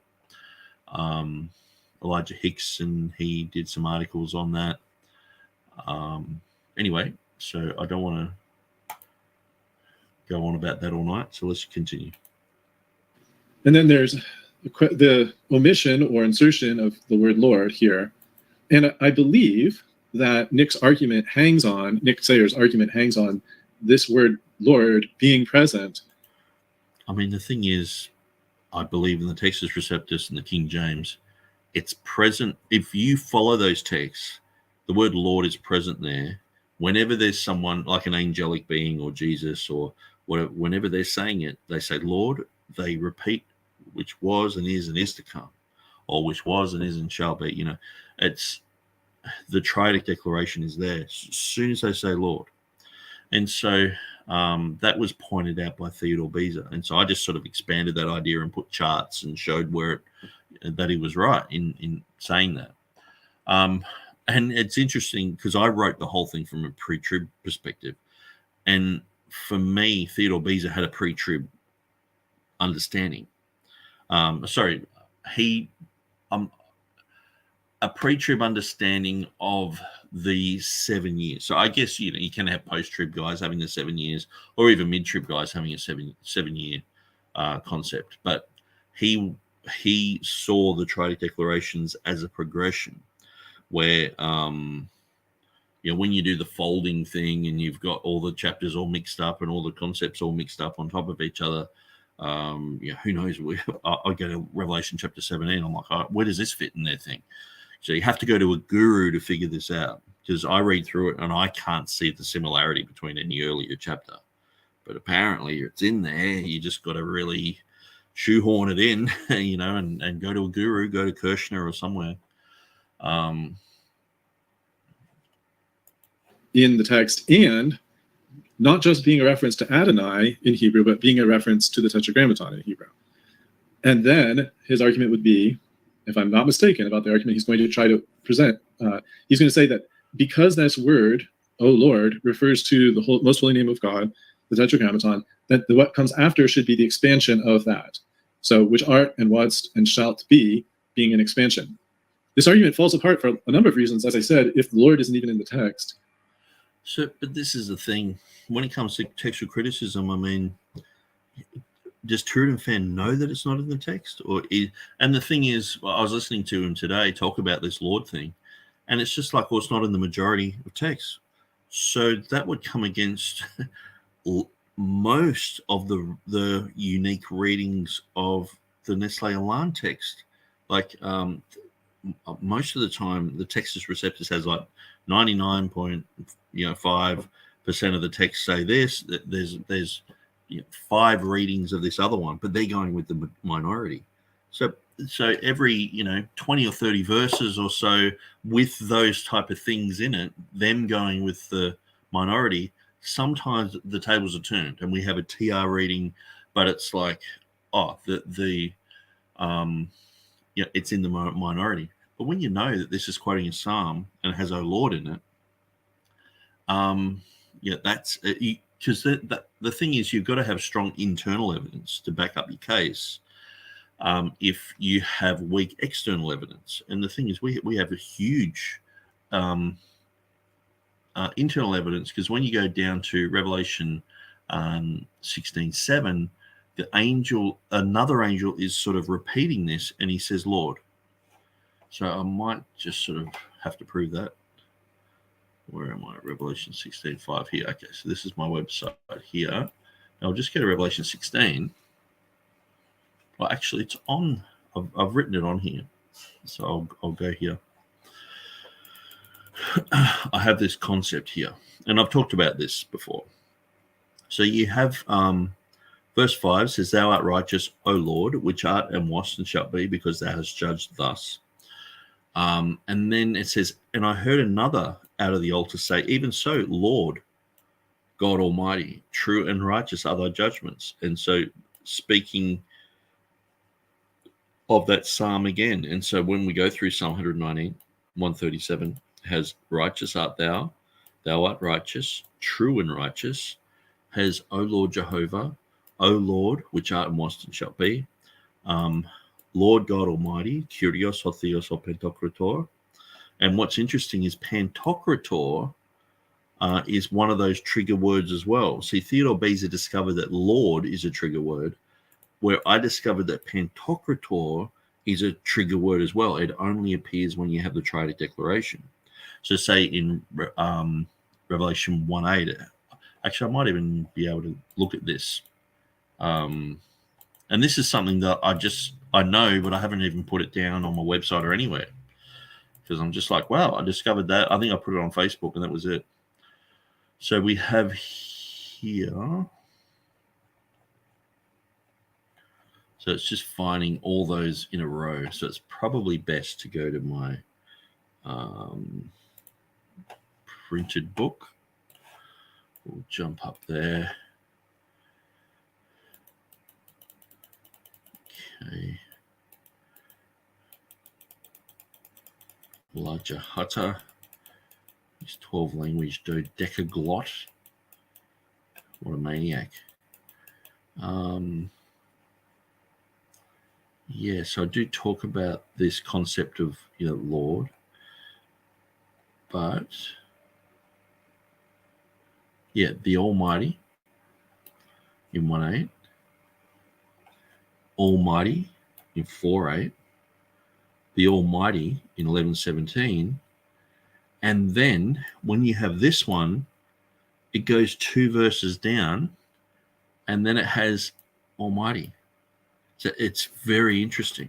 But the Pantocrator, where it appears in the Book of Revelation, you can see that the word Lord, Jehovah, triggers it, and the word Pantocrator is very close by as well. And so with Revelation 16:5, we linked it to verse 7 for other reasons. But then when I found this Pantocrator thing, the Almighty, I was like, man, it's there too. It's quite amazing. And so I don't think Theodore Beezer even really picked up on that. Maybe he did, but it's not written in his Annotationis. So Bluey says, well said, agreed, pays to cross-check. Yeah. It's good to cross-check everything. So I'll let Jordan continue. Then having the expansion doesn't make a lot of sense. But even if the word Lord is in the text, this is not the same alleged expansion as in other places. In other places, it's which are and was and is to come. So Theodore Beezer's understanding of this was the final Trident Declaration, which if you go through the Trident Declarations of the pre-Wrath, post-Trib guys, this would be like, because you did the folding thing, you would have to go, okay, this isn't the final Trident Declaration. It's sort of like, I guess, the second last one, because then you're putting chapter 16 before chapter 11. So this is why I'm like, to me, it's just it's strange. Now I understand. I'm trying to put my feet into the shoes of people who believe that and people who do that. But then when you get to, like I mentioned, when you get to Revelation 11:17, which is supposed to be the millennium period, it has, we give thanks, O Jehovah. And what I did is I put Jehovah instead of Lord, just so people would get the Jehovah link, here. So I put it all Lord, then I put in all Jehovah. Okay. God Almighty, which art and was and art to come. Now, art to come is deleted by Alan Kirshner's majority text. So that's why he can have the millennium here.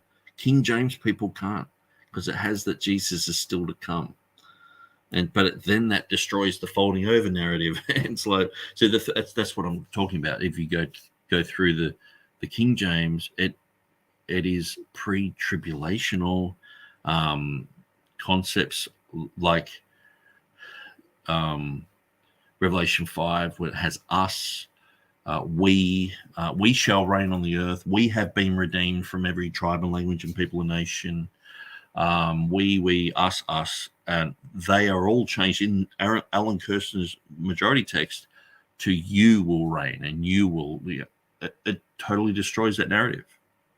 And so you can see why I'm like, well, if you're gonna be Textus Receptus King James, shouldn't you go with these readings, not just skip over them? Why is it seen as something very important? This is, the second person pronoun. This is a singular. This is a plural, and all that in other verses, but it doesn't matter. And so it doesn't matter that it says that Jesus is still to come. In Revelation 11:17, but anyway. And as I mentioned, I think briefly in the previous video, the reason Beza didn't suggest is to come seems to be because Esomenos is closer to Hohosius than Erkomenos would be. It's harder to. No, that's James White's concept. Osios, the letters of Osios are like Esomenos, so he sort of went, that's close enough. That's rubbish. He actually had an ancient manuscript with this reading in it. So when people say there's no manuscript evidence, Theodore Beza said in his Annotationis he had an ancient, reliable manuscript with the reading in it. And so it's pretty clear. Imagine that a scribe could have accidentally switched Erchomenos and Ohosius. It's easier to imagine Osomenos and Ohosius being somehow an accidental mix-up. Now, Nick's argument isn't going to be that it was just an accidental mix-up. If I understand him correctly, he's going down a different path. That's what's going to get us into this question of nomen sacrum, the holy name, and his take on that. So, some hopefully whetting the appetite for future episodes there. I apologize, Dan. You kind of jumped in just as I was finishing reading the main text of the section. It's okay. It's all good. I appreciate the chance to sit in. That was good. Thank you very much. My pleasure. If you have any questions or you want to add anything, I don't know if you don't have a copy of this book, I bet I can ask him to send you a PDF of it or something like that if you're interested. If anyone wants it, thank you. Email I'll consider it. Okay. I got my hands full. Yeah, no kidding. We'll just hit just make a comment. Dan's debate your email is, I don't know if that was the question Nick mentioned. You do that. When's the debate? Your next debate, the limited sum. Sorry, I don't know how this sound's coming out, so I should turn him off when I'm talking. If you want the book, I can send you like a PDF or just the draft, the Word doc on that. So I can send you that, and hopefully that would be enough to sort of whet your appetite on all those issues. Yeah. Summit one is just like 1 month away, I think. Yeah. Yes, it should be on the 26th, which is a month from now. Yes. So we're sort of counting down. We have limited time before the limited atonement debate. That's right. And Nick asks, doesn't the Lord not capitalize me and master? Well, it can. I mean, that'll be one thing. He said it's too far. Well, stick around for another month, and then we'll get there. Plus, this means presumably, at least a few more episodes. On a Roman answering Roman Catholics, I have a copy here of the Proto-Evangelium of James, a critical edition of the Proto-Evangelium of James, which I have primarily because I was running into someone claiming that the Immaculate Conception is taught by the original version of the Proto-Evangelium of James, and that's widely what scholarship says. And I was sure that they were mistaken, and so I wanted to actually read and learn. And so far, my take is no, they are not correct. But I'm going to read it more carefully and see. They probably mean the perpetual virginity. The reason that they would have said the Immaculate Conception is in some versions. See, what's interesting here, they're talking about the Proto-Evangelium of James, and James White. Sometimes he'll do his show and he'll read through the document, and so this is where debating against Roman Catholics. That's one thing I'd give James White. I take my hat off to him. He does very good debates against the Roman Catholics on certain topics. When he's coming against their doctrine, it's quite good. When he's trying to defend, Calvinism, I'm not a Calvinist, so I don't agree with some of what he's saying. But so I thought I'd throw this up because this is pretty much over. I might just go to the end. I think they're later versions, but in some versions, Joachim and Anna don't have marital relations between the time that she's told she's going to have a daughter and when she actually has a daughter. She kind of goes up into the hills, then the angel tells her, "Oh, by the way, you're going to conceive." And then she stays out there, has a baby, Mary, and then comes back without Mary's father ever being involved, which is obviously plagiarized off of Jesus' conception. But So, but I'm pretty sure that's a later one, and that it was designed to protect Mary from the stain of sin. But I'm curious as well if it is indeed original, but I think it isn't. So, but yeah, the perpetual virginity also, that one is original. To the in partu virginity is original to this text. I'm pretty sure. So kind of gross. But anyway. All right. Good to see you again, and you too. I'll be with you then. I'll be with you. Bye. Okay. Cool. That's over. So we've got 2 more videos to go on that, but luckily he's only doing hour-long videos. I think he's regulated himself a little bit. But I'm just going to jump onto my Facebook here. So this was a post that I put up, and so this is 23 hours ago, so last night, I guess. I might enlarge in this. So apocryphal works. So it's interesting, TurretinFan, because what I'm expecting when someone sees that I'm quoting this, they're like, "Oh, he's so desperate. This guy, what does it get called? A rescue device," where it's like, no, I've pretty much had exactly the same pre-trib doctrine since the 90s. So I don't use any rescue devices like this whole new fad of this pre-wrath post-trib concept. It's the new kid on the block, and then it's like, oh, you're just saying that because you want to get out of this and out of that. And it's like, most of the time I'm not thinking about your theology. I guess it's like a new cult on the block or something like that. I'm not saying these guys are in a cult. I'm just using an example because I'm usually debating against people like Mormons and Jehovah's Witnesses. Now, if a new group came along, I guess it's like that, like the Jehovah's Witnesses say, coming along and saying, oh, we're the new group, and the end of the world's going to happen in 1914 and all this. And it's like people who back then just going, dude, you're the new kids on the block, and to have a rescue device, we're just desperately trying to do this, desperately running to this verse and all these sort of trigger words. It's like, no, I'm just saying how I read the Bible. And to me, the Bible is very uncluttered, and it's not confusing. When you get rid of all the clutter, it's very simple, it's very basic. And I've explained that, Revelation chapter 4, verse 1 has metatafta there twice. That's after this. And so then you go through to Revelation 19. That's the 7-year period. And the rapture happens before that whole time. And Jesus comes back at the end. The middle is chapter 13. That's a 3.5-year period. And so I know people have got, the 6 seals go here, and then this, you got to fold that chapter over here, and you got to do this, and it's like, to me, I just read through it like it's one story. And to me, doing what is done here into the book of Revelation, it's a bit like, imagine if I just got the book of Matthew and just went, okay, well, when we get to chapter 14, that's actually chapter 1 again. You'd be like, no, it's not. It's just not. But if people just keep repeating, no, see the similarities, and I'm sure I can find similarities somewhere, somehow. But to me, it's just like, why are you doing this? Who said to do this? Which guru says, yep, who would naturally go, we're in Revelation 13. Why don't we make this Revelation chapter 6? Why don't we make Revelation chapter 11 the millennium? It's like, who's saying to do this? It's not a natural way of just reading through the book. And so, anyway, so I'm expecting to be pulled over the coals for even looking at apocryphal works. But, an example was just TurretinFan then going, yeah, we're looking at the Proto-Evangelium of James. We're looking at this and that because we want to look at what the Roman Catholics think and what they believe and what's wrong with what they're saying. So oftentimes when I'm doing research into words in the King James Version, defending the Textus Receptus, defending the King James, I'm doing the same thing. So I look at everything. You look at absolutely everything. When I was doing my deep dive into the Comma Johanneum, many times you would find the Comma Johanneum, but the person who said it, you wouldn't agree with.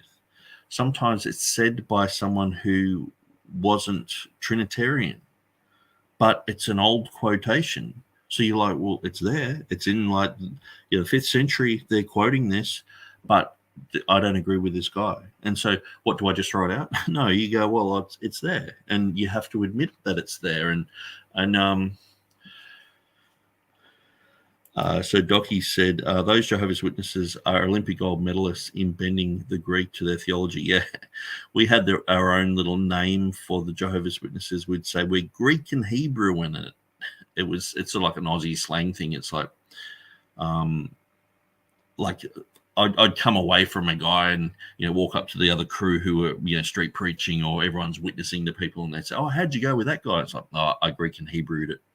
So in other words, you're just trying to befuddle them with Greek and Hebrew, and that's what we always said the Jehovah's Witnesses do. Where when they're in a bit of a pickle, they just start going to the Greek and Hebrew just to try and act smart and befuddle people, but it's when people don't know languages or know the definition of terms and things like that, it just looks really bad for them. And so, the slang, Greek and Hebrew in it. So I'll read this. The apocryphal works are both a curse and a blessing. On one hand, we know the deception of these works wreak havoc in the minds of many, such as the bizarre fascination with the Gnostic book of Enoch, for example. So that's, it's always brought up, and, 200-foot angels and the watchers, and, Michael Heiser, loves that. On the other hand, many times the words being used reveal the usage of that particular word in history. I probably should say a particular word in history. So, like for example, the comma. We'll find the comma Johannium in a work, but the guy's not a Trinitarian. But it proves that was around in that era. So it doesn't matter whether he's good, bad, or ugly. It's there. And so the assumption of the virgin is an apocryphal work from about 450 AD that contains the word apostasia. In sections 31 to 32, we read, "But the Holy Ghost said to the apostles," so I'll just put this in context, okay? So in the after show on Donnie's Standing for Truth, he was saying, anywhere has anyone ever used the word apostasia for the word rapture? Okay. And I'm just there going, you're putting modern eschatological concepts and saying that we have to go back in time and work this stuff out. And the thing is too, like at the end of the day, to just be invited on a show and ask very technical questions. This is usually how people win a debate point. It's like, okay, so, what is the square root of 752.783? And you're like, I don't have my calculator here. It's like, see, you're wrong. It's like, I can find out, and so anyway, that's why I'm putting this material up, and I'll continue to do so. So listen to this. So apparently there's no reference to apostasy in the rapture, okay? But the Holy Ghost said to the apostles and to the mother of... So this is an apocryphal work, so it's just rubbish. But they do use apostasy here. But the Holy Ghost said to the apostles and to the mother of the Lord, "Behold, the governor has sent a captain of 1,000 against you, because the Jews have made a tumult. Go out, therefore, from Bethlehem, and fear not, for behold, I will bring you by a cloud to Jerusalem." Okay, so it's like he's going to rapture them. Okay, so that's what the Holy Ghost apparently, said to Mary and the disciples. Okay, which I don't think happened, but we're going to read through this. So the apostles therefore rose up straight away and went out of the house, bearing the bed of their lady, the mother of God, and went forward toward Jerusalem. And immediately, just as the Holy Ghost said, they were lifted up by a cloud and were found in Jerusalem in the house of their lady. So it sounds like, they're copying the concept of, Acts chapter 8 with Philip the evangelist being caught away, that type of thing. So they're not taken up into heaven, but they are raptured, harpazo. It uses the word harpazo there. And they were taken up by a cloud and found at Jerusalem. So, here we clearly see the description of a rapture of the apostles, okay, and the mother of our Lord. But the story continues in section 33.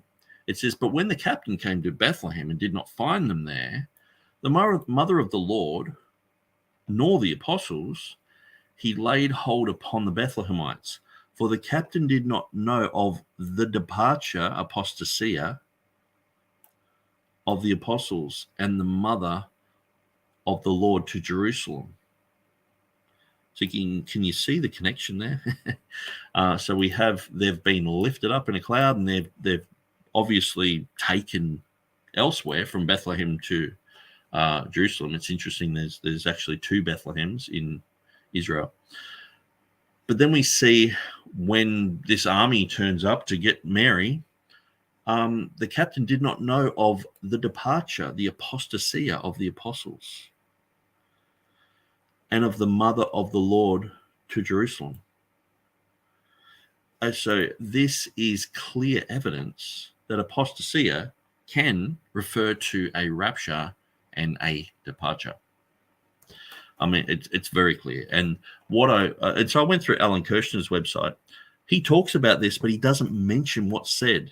He just says, well, the Koine Greek period stopped, at 300, and so there is something in the Assumption of Mary document, but that's not Koine. That's not Koine Greek.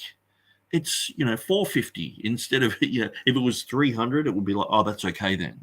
But 150 years too late, according to his timeline. So you notice how they're doing this. It's like, oh no, that, and like I said earlier, one guy had the Koine period to prove his posted pre-Wrath stuff right on 99. So like a couple of years after the Book of Revelation is penned in Koine Greek, it's like, oh, we can't understand that anymore, and it's almost like what did it go from Greek to Chinese or Japanese or something? It's like, no, it's Greek. It's understandable still, and especially Scripture. Scripture is a bond that the Greeks hovered around, that this is the main part of their language. And so this clearly answers the challenge to show where anyone used the word to mean rapture in early writings or in any writing. That's what I was asked. So there you go. So the word apostasia is clearly used here as a rapture. The word definitions, and so the definitions of Greek, and also the morphology and syntax of the Koine, probably should say the Koine period, is very similar to Byzantine. Some scholars would make out it became like Chinese after 300 AD to dismiss such an obvious historical link to the rapture.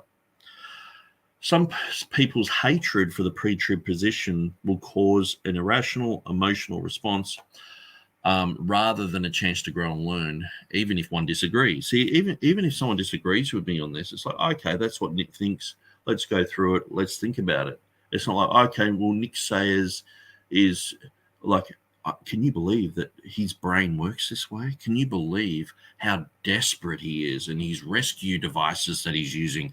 He is just like sitting there going, oh my God, I'm losing this battle. Let's just grab anything we can. And, it's like, to just make those type of accusations. No, I've gone through this. I've studied it, thought about it, and gone, this is very clear. It's talking about a rapture and talking about a departure, an apostasia, and using them synonymously. So, and it's quite interesting. So some scholars would make out, so I read through that. A total of 46 manuscripts from the 8th to the 15th century listed in Mimoni, Dormitian et Assumption de Mary. And so it's very reminiscent of the caught up in 1 Thessalonians 4:17 in the first section, when the disciples and Mary are, they're taken up, and the falling away departure of 2 Thessalonians 2:3 in the second. So, because we have, they were lifted up in a cloud. Okay, so that's, sounds very similar to the sort of language in 1 Thessalonians 4. And then we have, the departure in the other side of the coin, and that's what people will see is a departure. Okay. And this is what the captain saw, and so this is the type of language that's around 450 AD. So very interesting. So I'm studying more into this. The more I find out about this issue, the more I'm putting up on my website, and also I'm cleaning up some of these things and looking at the Greek and looking at different translations of it and where a lot of this information has come from. But I found that quite interesting. So Bluey said apostasy doesn't show as rapture in any of the Strongs I can find. It usually means a falling away, defection, apostasy. Why haven't other scholars picked up on this? Well, what you're looking at is a Bible version issue. So this is the thing. People who are coming against me saying that they're King James, all the rest of it. If you go to 2 Thessalonians 2:3, see, James Strong, he worked on the American Standard Version. He was working with Unitarians on that edition. And so some of his sometimes when they have a bias against a doctrine, there was a huge bias against the pre-trib doctrine around, especially people bring up Darby and all that, popularize these things. People didn't like that doctrine, and so they're coming against it. Not only just preaching against it, they're coming against it in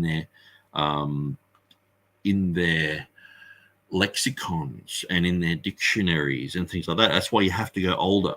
You have to go to the Reformation period to get anything half decent, So say, for example, Bible Hub. We'll go through this. Or actually, maybe I should go to Bible Gateway. Okay. Oops. Bible Gateway. In all English versions. Let all the pop-ups come up of whatever they got. Okay, so I'll just type in falling. So we know the ones that have falling away. Actually, I'll write away. So we don't need to read all them, okay, because we already know that's what the King James says. So we've got the King James update. American Standard Version has falling away, etc. So the Amplified has apostasy. Now, does the English word apostasy, is that equivalent to the Greek apostasia? It's interesting. I mean, even if you go to a modern Bible, or say even if we go to Google Translate, just a basic Google Translate.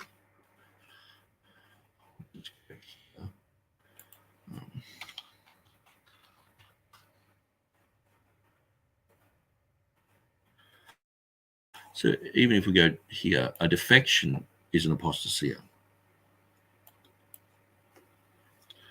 So then you've got to know what a defection is. Okay, so let's define what defection.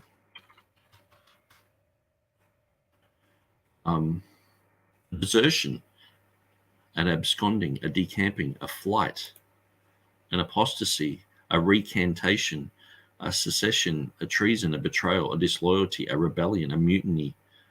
And so, like, my church is called Revolution Church. Now, the whole concept was, okay, we're revolting against the church. The mainstream churches have gone off the wall, and we are revolting against that. So it's a positive revolt. It's a positive rebelling. So this whole concept of having a word that seems like, you have to be rebelling against God, don't you? Well, it mentions the man of sin straight away after this. So I think it's we are rebelling. We are committing a rebellion against this world in the rapture. And so the rapture is it's a catching up, but it's also a departure, which is in a way like an escape. It's a mutiny. We're leaving. We're gone. They open the door and there's no one there. The bed is just sitting there with no one in it, and they're like, where did they go? And so the departure, the mutiny, and understanding the defection. Sorry, I'm babbling on. Looking at synonyms. So if I go, okay, defection, synonyms.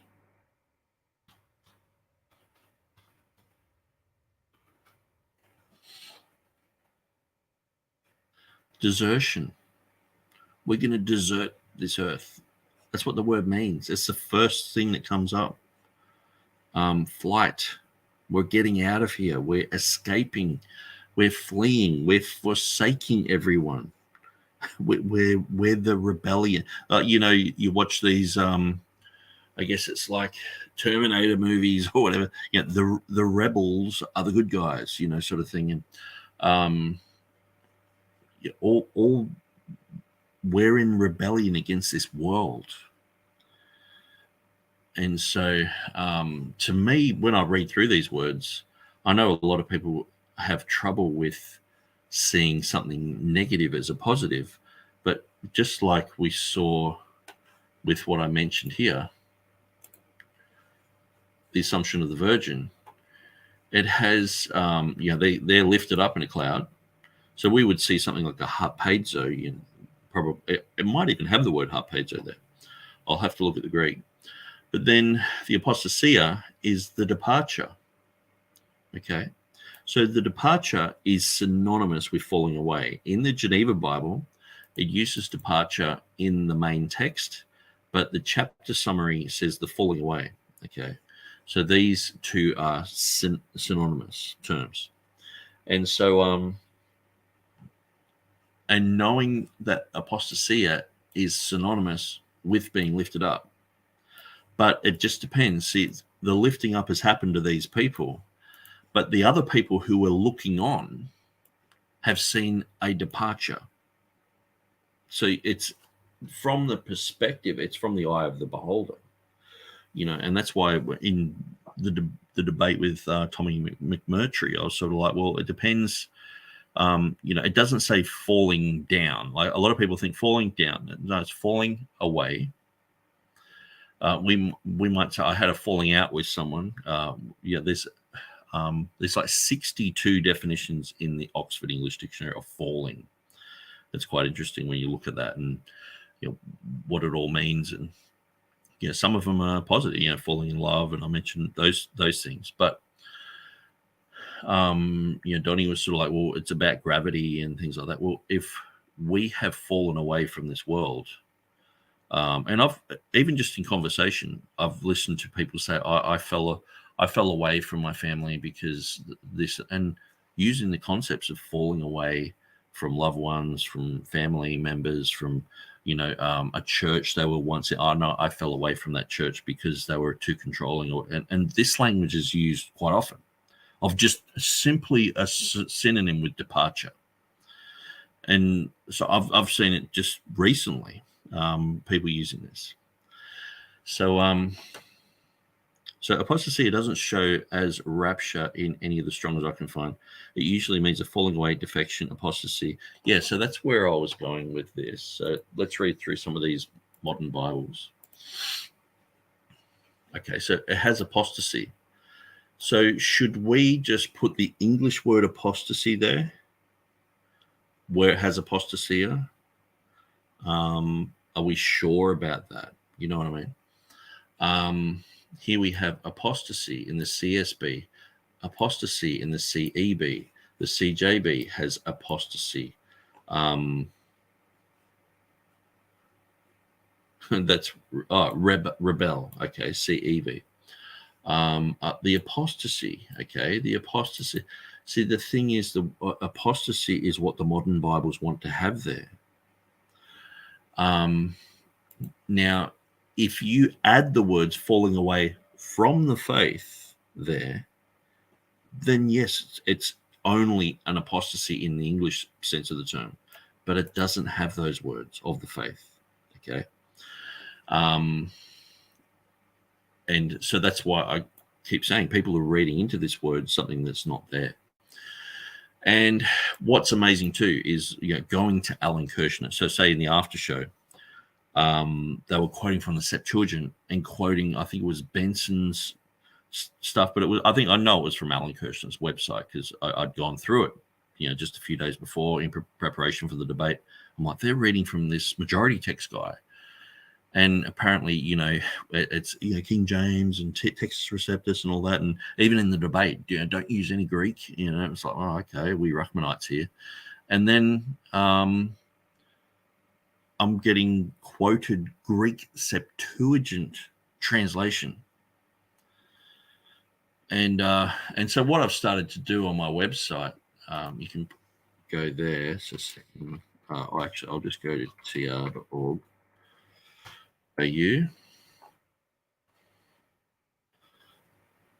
And so you'll be able to see where I've actually I'll go to you can go to 2 Thessalonians here, chapter 2.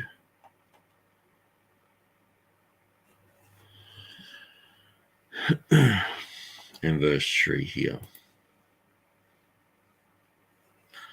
So I've got Beza's King James 2016 edition.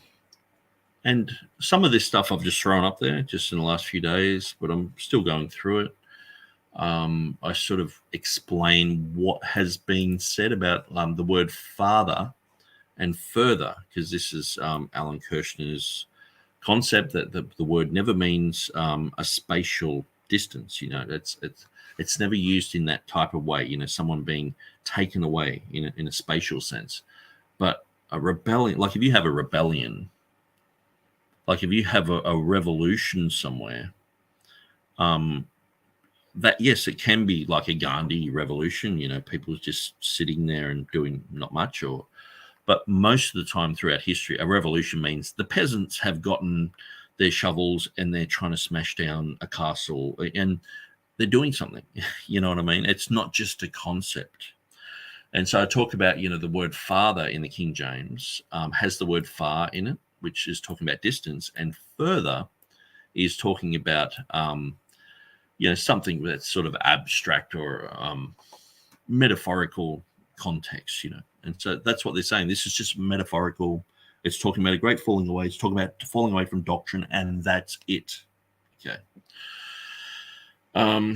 But then they acknowledge that it means rebellion. And so when you go through secular writings, it's like, that the Germans had agreed to rebel. Okay, so they're going to rebel. What are they going to do? Rebel? It's like, hey, we're rebelling. Like,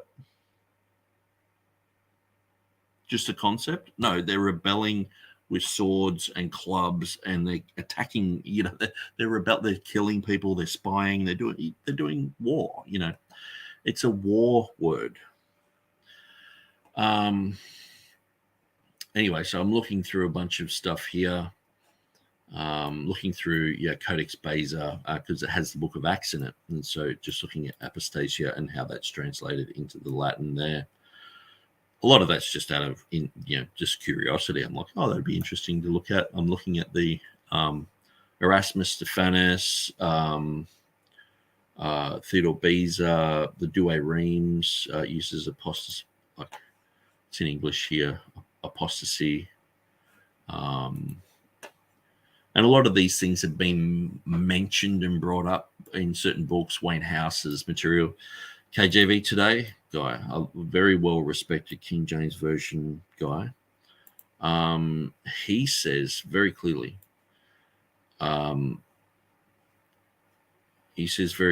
that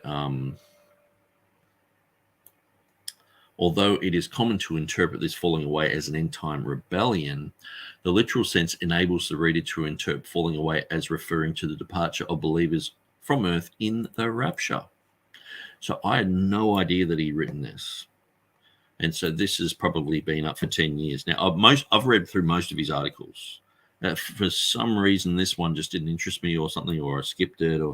And he's saying that it can be that. So the guy who has authored KJV Today, he chooses to remain anonymous. He is a polyglot. He's a very smart guy. And I can't tell you his occupation, but he is a very intelligent man. And when I read his material, I read it over and over and over and over because it's got a lot of really interesting things to say in it. So I would go through that. Then on the other side, you got Will Kinney. He says a whole bunch of things as well. But then he says, just near the end, a side note, another weird theory, departure is the rapture. So he's saying KJV today is weird. And I guess I'm weird now too. But, I said to Will, look, that's your opinion. We disagree on certain things, but that's fine.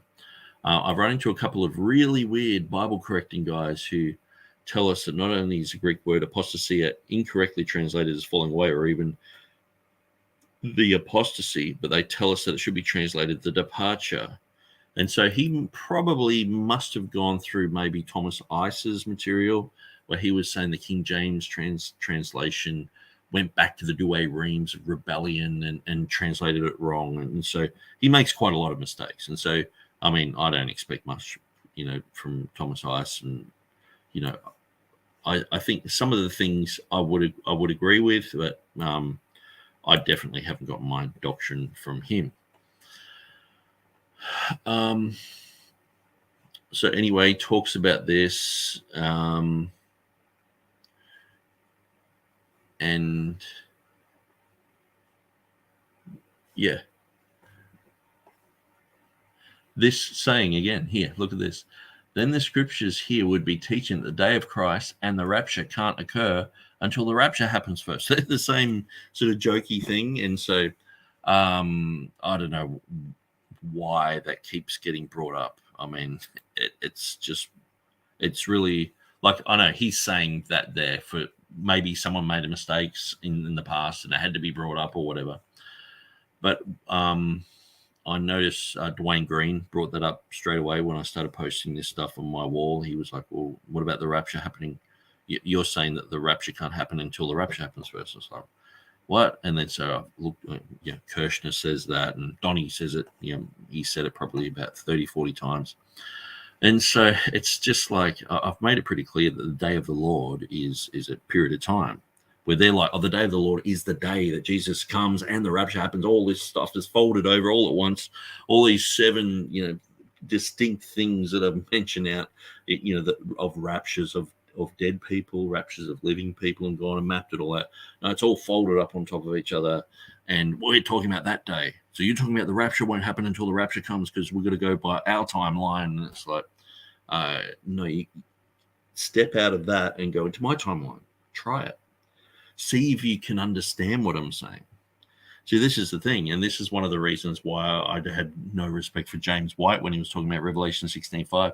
He didn't even want to read. When he came to Australia here, I gave him my book, and he said, I refuse to read it. He publicly got on the dividing line and said, that guy gave me his book, but I will never read it, ever. I'm like, why not? Why wouldn't you read it? And so what I find is some people are just not willing to put their feet into my shoes and go, okay, why would Nick believe this?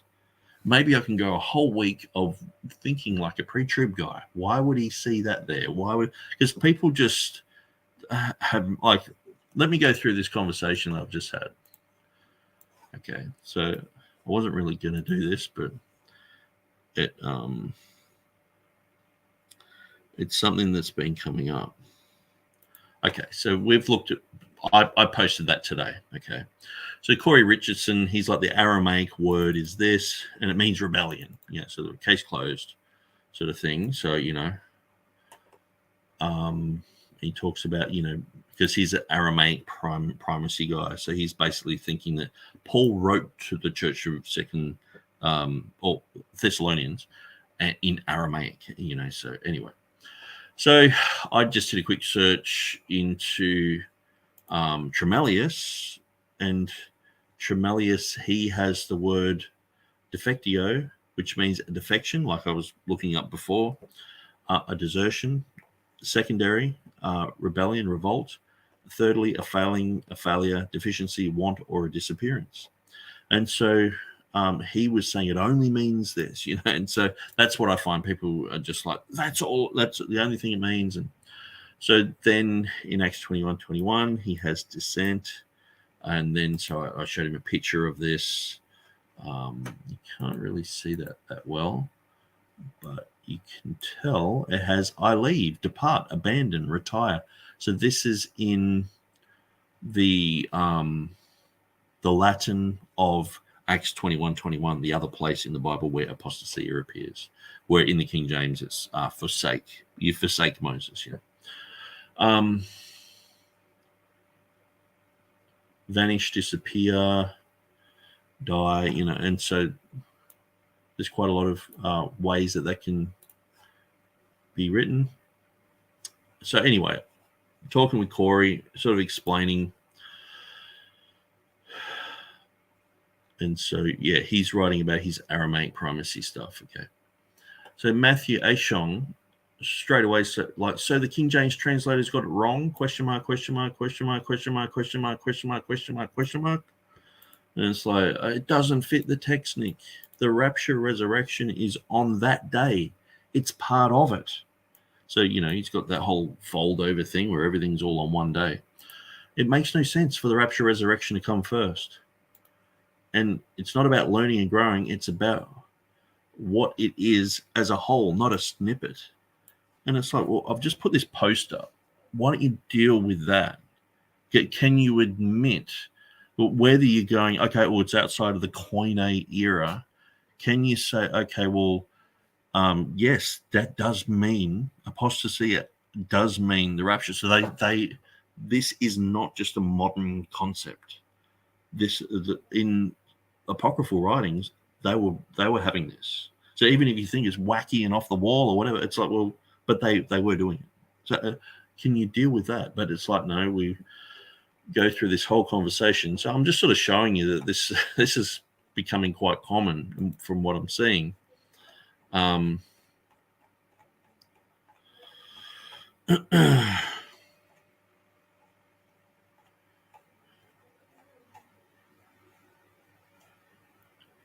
Okay, so then they're chatting, right, isn't he King James Version only? Ha, ha, ha, ha, I don't think so. More TR, Nick Sayers, question mark. Matthew Ashong, where did I ever say the King James translators got it wrong? Because he said there, he said that the King James translators got it wrong. And where did I ever say that? Why can we dialogue, or is this the emotive behavior I spoke about in that post? And so he said, but it would be interesting to know your thoughts on why the translators are wrong. Where did I ever say that? I never said the translators were wrong. And it's just assumed. I guess because Thomas Ice says it, we're all, now I'm part of his crew. So if Peter Ruckman says, the King James Bible is correct, I'm a Ruckmanite. If Thomas Ice says, the rapture's going to happen before tribulation, I'm an eyesight, or whatever, it's like Matthew Ashong, who said the translators are wrong? No, yeah, so I've said this. Where are you getting that? And he says, apostasia, falling away first. So it's not really an answer. And then this Corey guy says, King James translators falling away. Nick is suggesting falling away means rising up. That's a stretch. No, it means a departure. Okay. I said, even rebellion means uprising. So you've got to be careful with just saying, this word means this word means that. You've got to have its correct semantic context. Falling away is not akin to falling down. It is falling away. Acts 21:21 has forsake. The Geneva has departure, which is called falling away in the chapter heading notes. So it's a synonym with departure. So when you go through the Geneva Bible, it has the word falling away in the notes, but it has departure in the main text. So it's showing that there's synonyms. And there's much in Reformation literature that has that, because departure is the main reading of the Reformation period. And so, but at times they'll say, this is a falling away. Okay. So the King James just pretty much has falling away, but it's synonymous with departure. Okay. Falling in English is always indicative of down. No one falls up. Falling away is akin to falling away from the faith. That is, just add that in, from the faith. Just as you quoted from Acts 21:21. Well, in Acts 21:21, he was departing from Moses, and the teachings of Moses. So that's why.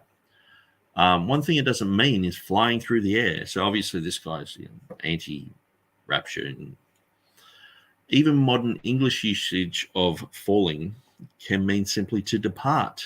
People fall away from friends, family, hobbies, etc. So it happens all the time, Matthew A. Shong said, Nick says, but it still makes no sense to say the departure, rapture, gathering, resurrection must come first before that day, because the rapture, gathering, resurrection is part of that day. So, he's got his mindset that it's all, all the pieces of the puzzle are all stacked up really high, and that makes the best picture. I'm like, no, it's a puzzle. You put it flat and you go through it that way.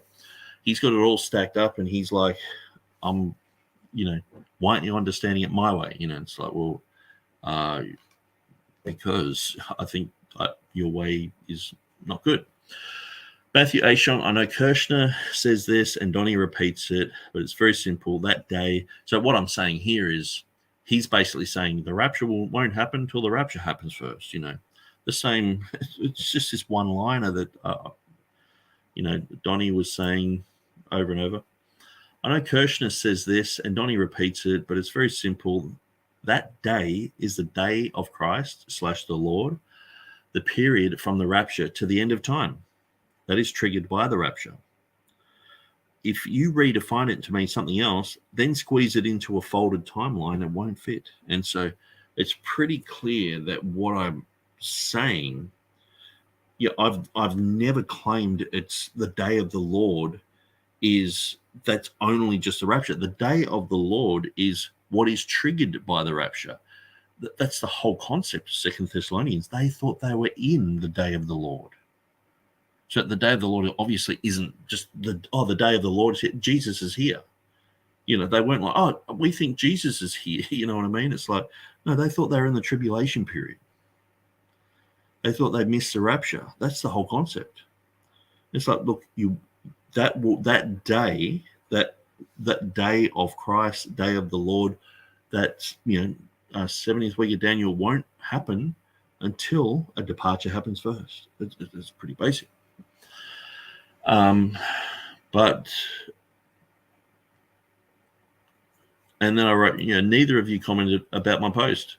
They just want to come on and just not. It's like, well, can you at least engage with what I'm talking about?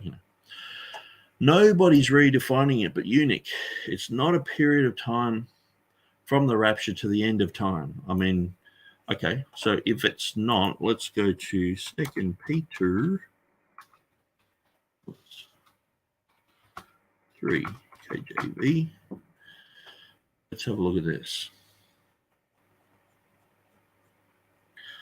But the day of the Lord will come as a thief in the night, in which the heavens shall pass away with a great noise, and the elements shall melt with fervent heat, and the earth also and the works therein shall be burnt up. So it's saying it's going to come as a thief in the night, and then the heavens are going to pass away. They're going to be no more. That passing away means there's no more heavens. With a great noise, and the elements shall melt with fervent heat. That's what happens when God destroys the old heavens and the old earth, and he makes a new heaven and new earth. So that's after everything. That's after the millennium. And the earth also, and the works that are in there shall be burnt up. That's at the end of the millennium. So we're at least got 1,000 years in there. You know what I mean? It's like, but no, it's like you're redefining. Nobody's redefining it, Nick. It's not a period from the rapture to the end of time. Question. It's a literal day. And on that, so what? On that day, all that's going to happen. Are we going to get the millennium now? Just put it over the top of the whole book of Revelation. So we've got the folding thing, and then we've got the folding of the vials and the trumpets, and now we've got the folding of the millennium over the whole thing. It's just like it's becoming bizarre. It's a literal day, and on that, day is the rapture. Also, the rapture isn't the trigger. It's the Lord's coming that starts the day. Yeah, and that's in his timeline thinking, but it's like, what I'm saying is that I have my definitions and you have yours, but you refuse to acknowledge that. We have different goalposts. You are playing soccer and I'm playing rugby. And then you wonder why I'm not kicking the ball on the ground. I can understand your position and destroy it, as the debate showed clearly. But you seem to be unwilling to understand mine. You can't possibly refute someone if you refuse to put yourself in their shoes. The rapture before the rapture comments are like, you are a flat earther to me. It reveals an unwillingness to understand. And so when that started getting spoken, because I'd already been asked, what's the day of the Lord? And it's, day of the Lord, day of Christ. There's textual variant there. But to me, and I explained 2 Peter chapter 3, verse 10, which I know quite a lot about, because that's one of the main things about conjectural emendation in the Nestle Alarm 28th edition. That verse was the one that we caused James White to reject the NA 28 and go with the Tyndale House Greek text, which is a huge victory for Textus Receptus people. So I know that verse pretty well. And so I quoted it, and then it's like, oh, you think the rapture is going to happen before the rapture? It's like, no, I've never said that. Why are you making this stuff up about what I'm saying? Why are you putting words? Are you getting that thoroughly destroyed that you just have to basically lie about me? You know what I mean? And put words in my mouth and say I'm saying things that I never said. So Matthew Ashong said, no, that's not right. It's more like a Christian trying to explain the true Christ to a Jehovah's Witness. And unfortunately, Nick, you are the JW here. So because I don't go with his post-wrath, pre-wrath, whatever it is, concepts, I've put myself into his shoes. I can understand what he's talking about. But he refuses to understand, and he just like, it's just too confusing. It's too confusing. And it's like, I lay it out, I draw a little thing, I do baby steps. And it's like, no, too confusing. It's like, so I've talked to this guy for maybe 2 years about this issue privately, but he's sort of come on more publicly recently, I guess because I'm coming against his position, and he's just like, nah, and just being real blat, and just throwing stuff on my wall. So I'm like, okay, well, thanks for the slander, because he's likening me to a Jehovah's Witness. It's like, Nick says, it was an example, mate. Don't be offended. Hey, are you KJVO? Also, the KJV translators knew the Geneva had departure, but went with falling away. So are they wrong? Please don't make an excuse that it's the same. I'm just making an excuse.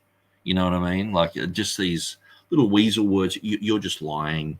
You're just making up an excuse. It's like, I've answered this. And so departure is not synonymous with falling away. KJVO, question mark. It's like, and so anyway, he looks up some dictionary, like, and so I actually just copied and pasted what was further up the thread. I said, even rebellion means uprising. Falling away is not akin to falling down. It is falling away. Acts 21:21 has forsake. The Geneva Bible has departure, which is called falling away in the chapter heading notes. So it is synonymous with the rapture. And even people who are on his side agree that they're saying that it's synonymous. Falling away is synonymous because they're coming against the Thomas Ice thing. So they're like in agreement here, where I'm like against Thomas Ice's thing too, because he says the King James has a mistranslation where they're saying, no, it's not. And I'm like, yeah, it isn't. Rebellion is uprising against something, not uprising for something. No, Geneva has forsake, not departure in Acts 21. So he's not even reading the verse now. He's like just confusing it. It's like, yeah, it has forsake Moses. It means depart from, It's like, so are you claiming that forsake in Acts 21, the King James translators and the Geneva translators got it? So, I mean, you can see why it's frustrating. It's like, oh my God, he's not even talking about the same verse now. But anyway, so I'll jump out of that and I'll go through some of these comments. We've got quite a few. So Bluey said, is there any other time apostasy is used in the Bible meaning rapture other than 2 Thessalonians 2:3? It only appears twice in the New Testament, apostasia. So that's why people can sort of say a lot about it. Usually when there's like a conference of witnesses, you can easily show, okay, well, this word should mean this, and in this context it means that. And even if you've got like 10 places, you like say the word unicorn in the Hebrew Bible, the Reem. I was thankful that it had I think it was 8 or 9 places where I could point out the characteristics of that one-horned animal. And so, but if it only appeared once, sometimes there's what's called a apex legomenon, where it only appears once. And that's usually the place where people like Michael Heiser, Rob Rowe, people who hate the King James and attack the King James usually go for those words where it only appears once and say, it means this, like say, for example, in Job, there's one place where they say it means to, Job says, I was formerly like a drum, in a sense where, like a timbrel, but they say, no, it means to spit.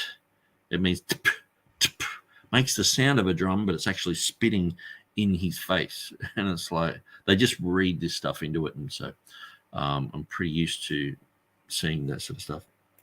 So Ashati is in the house. Bluey, I agree with the King James Version falling away fits best here. Why wouldn't the author of Thessalonians use apag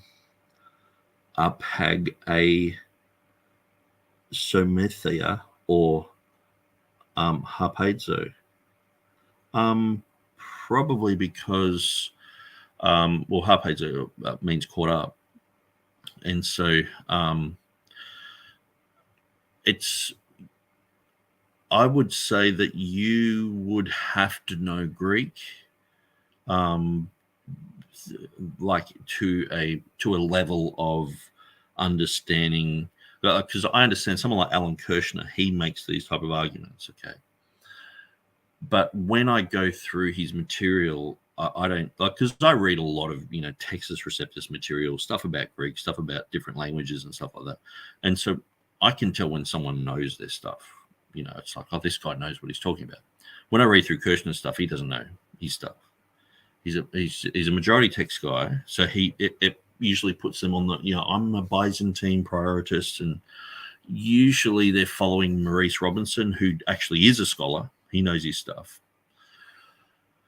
But to say that they have to use these separate words when if it just means a departure, it means that you are, in a sense, leaving. You are forsaking. You are falling, not down, but you're falling away. It just makes perfect sense. And so I think looking at this word and looking at the usage, to me, it just makes sense. There are some words that are hard to grasp, like say the word for my church, revolution. So what is this revolution? Are you guys just a bunch of rebels, And especially if someone's in a good church, to have someone to be a rebel, it's bad. But we're saying, no, the church is so almost thoroughly corrupt in this world. The Benny Hinns, the people on TV, the Hillsongs, this type of thing is just saturated most of Christianity, that we are actually in a rebellion against them, and we're going completely the other way. And so if you notice the backwards R, and so that's the Russian ya, in it's the last letter of the Russian alphabet, and it also means you as well. But it's like it's nothing to do with Russian, but it's just a backwards R, because it's like you were going that way and now you're going that way. You've done a 180. And so the word rebellion is actually related to this word apostasia, because it's to do with a revolt, it's to do with an uprising. And so a rebellion is a very good term, a revolution. Sorry, I said rebellion, but I should have been saying revolution. Revolution is a turning around. You walk through a revolving door. You revolved. You went one way and you came back out the other. And so understanding these terms and thinking about them and looking at synonyms, you can get an understanding that people, the first thing that they're going to see is a departure. And so it depends on what way you're looking at it. So if we are in the air, we've been caught up. So that's the words in 1 Thessalonians chapter 4. We are caught up together with them to meet the Lord in the air, so shall we ever be with the Lord. And there's other, things that, like escape and all these other words, come up hither and, immediately I was there, all that sort of stuff to do with being caught up in a rapture. But, and usually harpazo's used there, and harpazo means to be kidnapped. You're taken. But from the perspective of those who are left behind, what do they see? A departure, a falling away. That's what they see. So if you put yourself in their shoes and go, okay, what's happened? Oh, there's a falling away's happened. A departure's happened.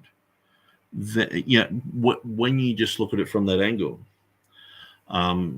it makes sense. And so King James Bible Sunday School says, note from the Calvin commentary, the editor's note is often going to be in general agreement with what Calvin believed, unless he says Calvin was incorrect. Okay, that's a really good point. Thanks for that. I'll keep that in mind when I'm going through more of TurretinFan's material. Bluey said harpazo is used 9 times in the New Testament whenever referencing the rapture, whereas apostasia appears 2 times. And the only other time is in Acts 21:21, which obviously isn't referring to the rapture. No, it's just about a forsaking. So it's forsaking Moses, departing from Moses. I was actually looking at the Knox Bible, which is like, it's a Roman Catholic Bible. But I often just go through stuff to see, how people translate it. And so it was interesting in the book of Acts. Was it 21:21? He has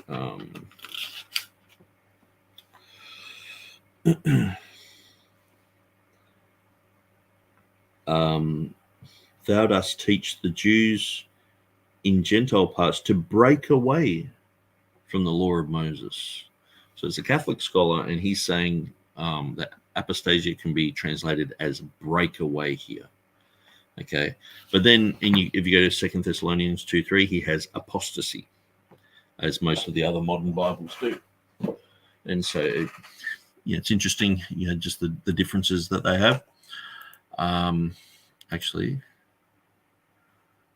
So it only appears 2 times. So that's why in the after show they were going to the Septuagint. And so that was one of the things I was actually showing. So if I go here, with the Septuagint. So what I'm doing, I'm going through, the Septuagint, 2 Chronicles 29:19.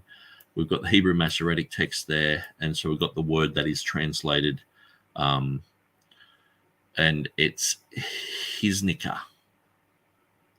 And so it means to neglect, to not take care of. So in modern Hebrew, it means I've been neglecting the house lately, or Joseph is neglecting his elderly father Moshe. And so, I've got Hebrew apostasy, a link there, to what it means.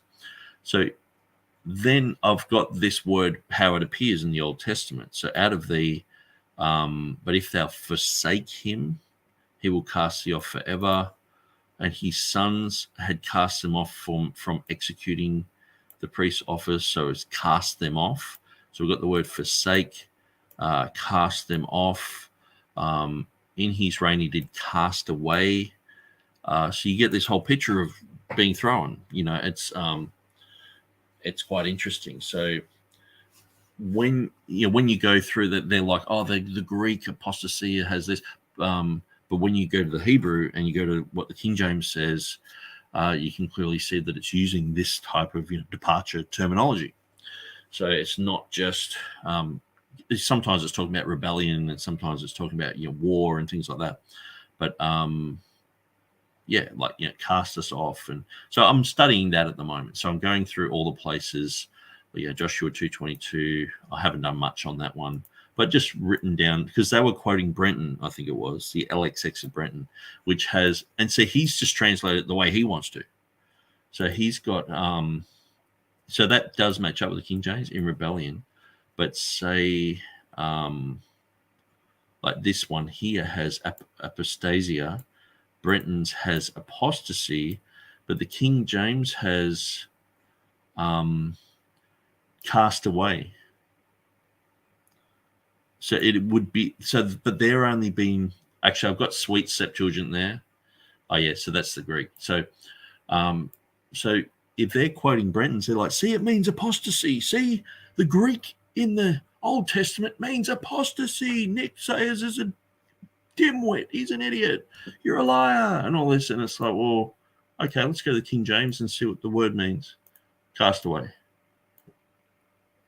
You know what I mean? And so that's why I was shocked. It was like all of a sudden they're putting the Septuagint over the King James on a program which has been promoting King James TR Masoretic text material. So I'm like, why are you doing this? It's because they're following Alan Kirshner, who's a majority text guy, and it's not going to go good for them for following his stuff. At least go through his stuff and gut it and make it your own. You know what I mean? Don't just go to his stuff. It's like they omit 2% of the Bible that we have. That's 98% Textus Receptus, but there's 2% that is not. And a lot of the book of Revelation has changed. And so, like here we have thine apostasy shall correct thee, a apostasy is su. So su is thee. Here we have the King James, thine own wickedness shall correct thee. Okay, doesn't... The apostasy, it's our own wickedness. Okay. So they're reading these ones saying, see, it means apostasy. See? And so that's why I was just so frustrated, going, why are you guys quoting this stuff to me? Anyway, so I'm going through all that at the moment. And, it's not finished. I don't even know what that is. I think I haven't even got the King James written there. So... go through some more stuff. For example, the first chapter of Genesis, the editor makes a note saying Calvin's day, the prevailing natural philosophy was wrong. I forget exactly where it is. Okay. Well, that's good to know. But it's a minor thing whether it were Calvin or the editor. Your point is still the same. I'm pretty sure the editor was a Calvinist. And I guess in a way I'm thankful for TurretinFan's for pointing that out, because I probably, if I did a second, like a revamp of the book, I probably wouldn't put it there, or I would make sure people knew that was the editor's position. But I actually thought it was Beezer, so Calvin. So I thought because Beezer took over from Calvin, it was quite a strong case. So. Louis said, my point is that there's no definitive way to prove apostasia 100% means rapture in 2 Thessalonians 2:3. In the context, it could just mean falling away, not rapture. So it's non-conclusive. Yeah, if you were just looking at that, and so that's why it's a deep study. So usually the less information that we have from Scripture, the more we have to study it.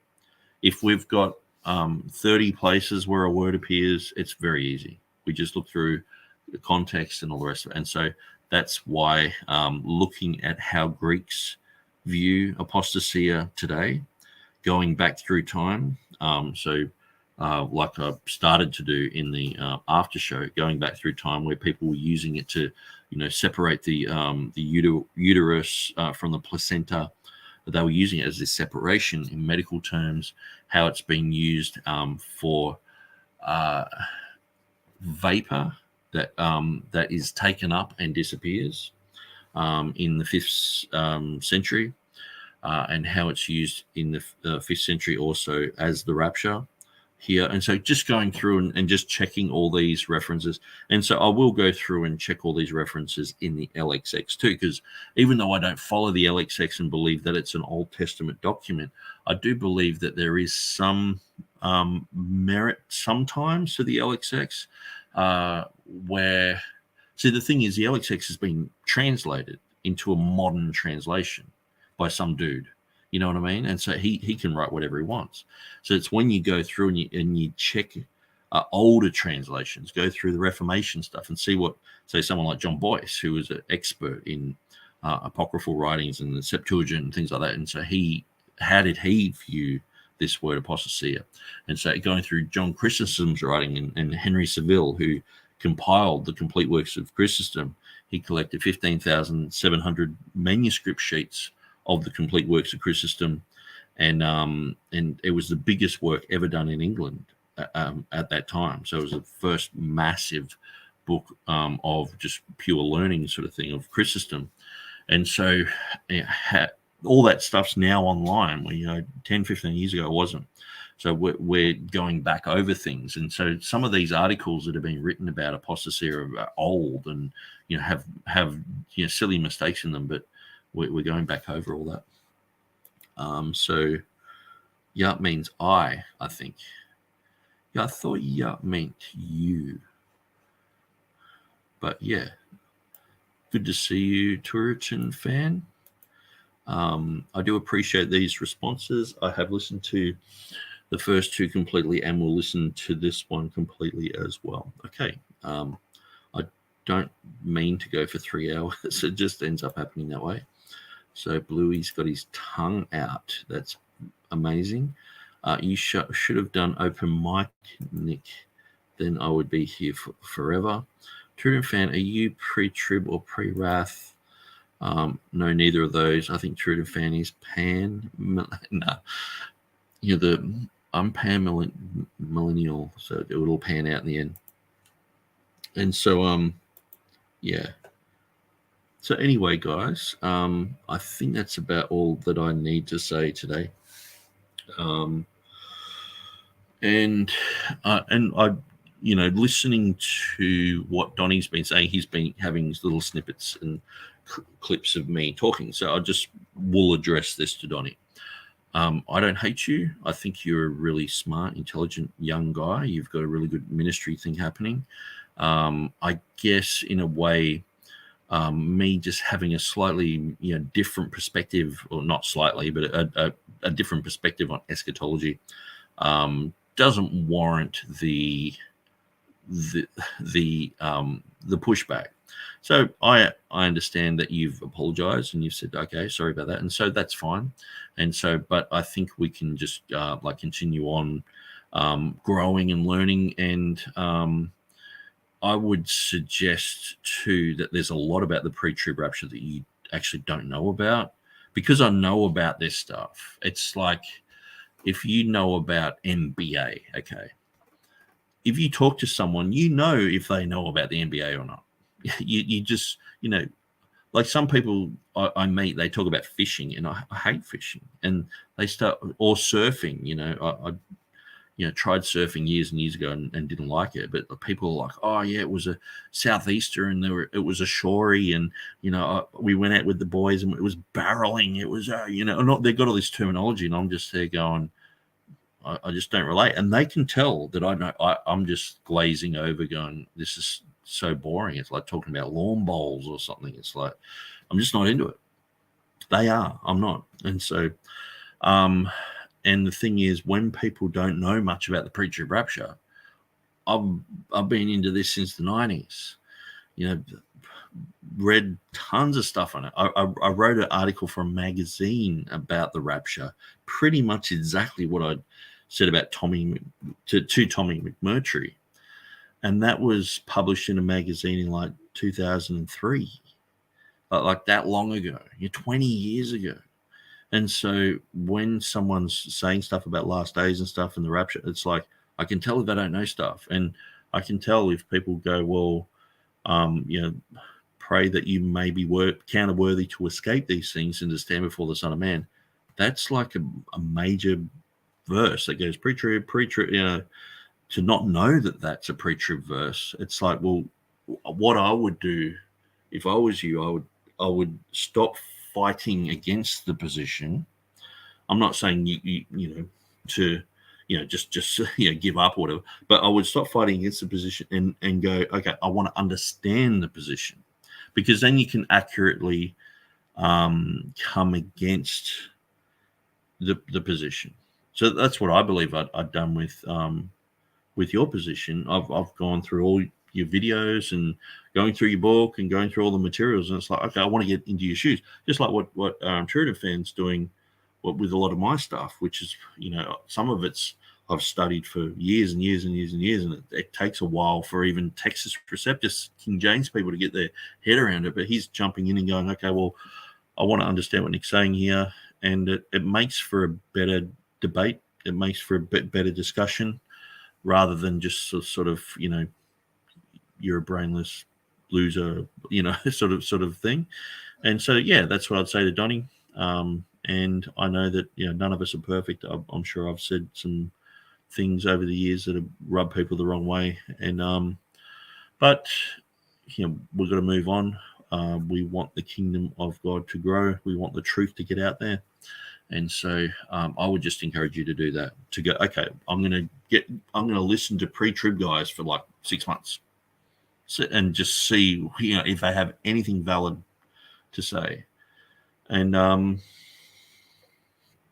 yeah, probably not even that long, but the thing is, if you've already made up your mind, then it's like there's just no crossing that boundary. So it doesn't matter what I say, doesn't matter what thing I bring up, it's always just going to be, well, you were already wrong because you're on that side of the fence. And so anyway,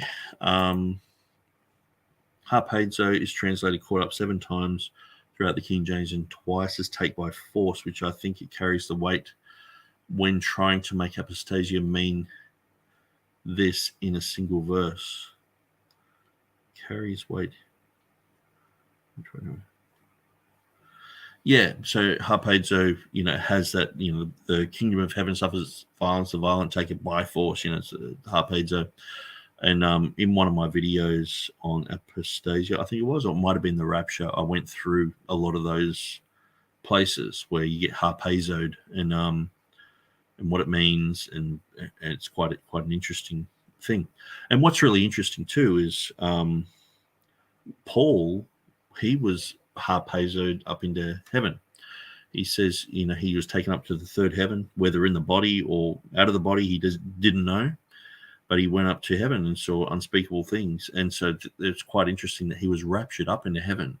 So that's where the whole concept of John, in Revelation chapter 4, verse 1, of him being actually raptured up. It's not like I'm saying, because people are like, okay, he's being taken up. Oh, he's being raptured up. Because harpazo is the word that Paul uses for being raptured up. A lot of people, when they read through that, they're like, oh, is it John that he's talking about? But then clearly he's talking about himself. So he had a similar thing, but it used the word harpazo there. So where in Revelation chapter 4, verse 1, it doesn't say harpazo there. It just says, like, come up here. And that's the exact Greek words that appear in Revelation chapter 12. Is it chapter 12 or chapter 11? Revelation chapter 11 with the 2 witnesses. So Revelation chapter 12, it has harpazo as well.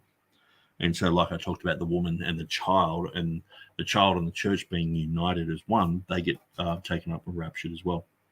And then the woman flees to the wilderness because she's not raptured. The Jewish people aren't saved. And so it's interesting. Bluey, I'm post-millennial, similar, I think, to Ken Gentry, if you read his work. So it seems from what I'm listening to, Ken Gentry, he actually wrote a lot about apostasia and convinced some pre-trib guys to sort of renounce it back in the day, like back in the 70s or something. But I'm not very dogmatic about my millennial views. Okay, well, good chatting with you guys. Thanks for your interactions. I'm going to bail because it is 12:30 at night here, and I've got to be up at like 5 o'clock. And so it's ridiculous. But I'm going to go. God bless you guys, and thanks for watching. And I'll see you next time.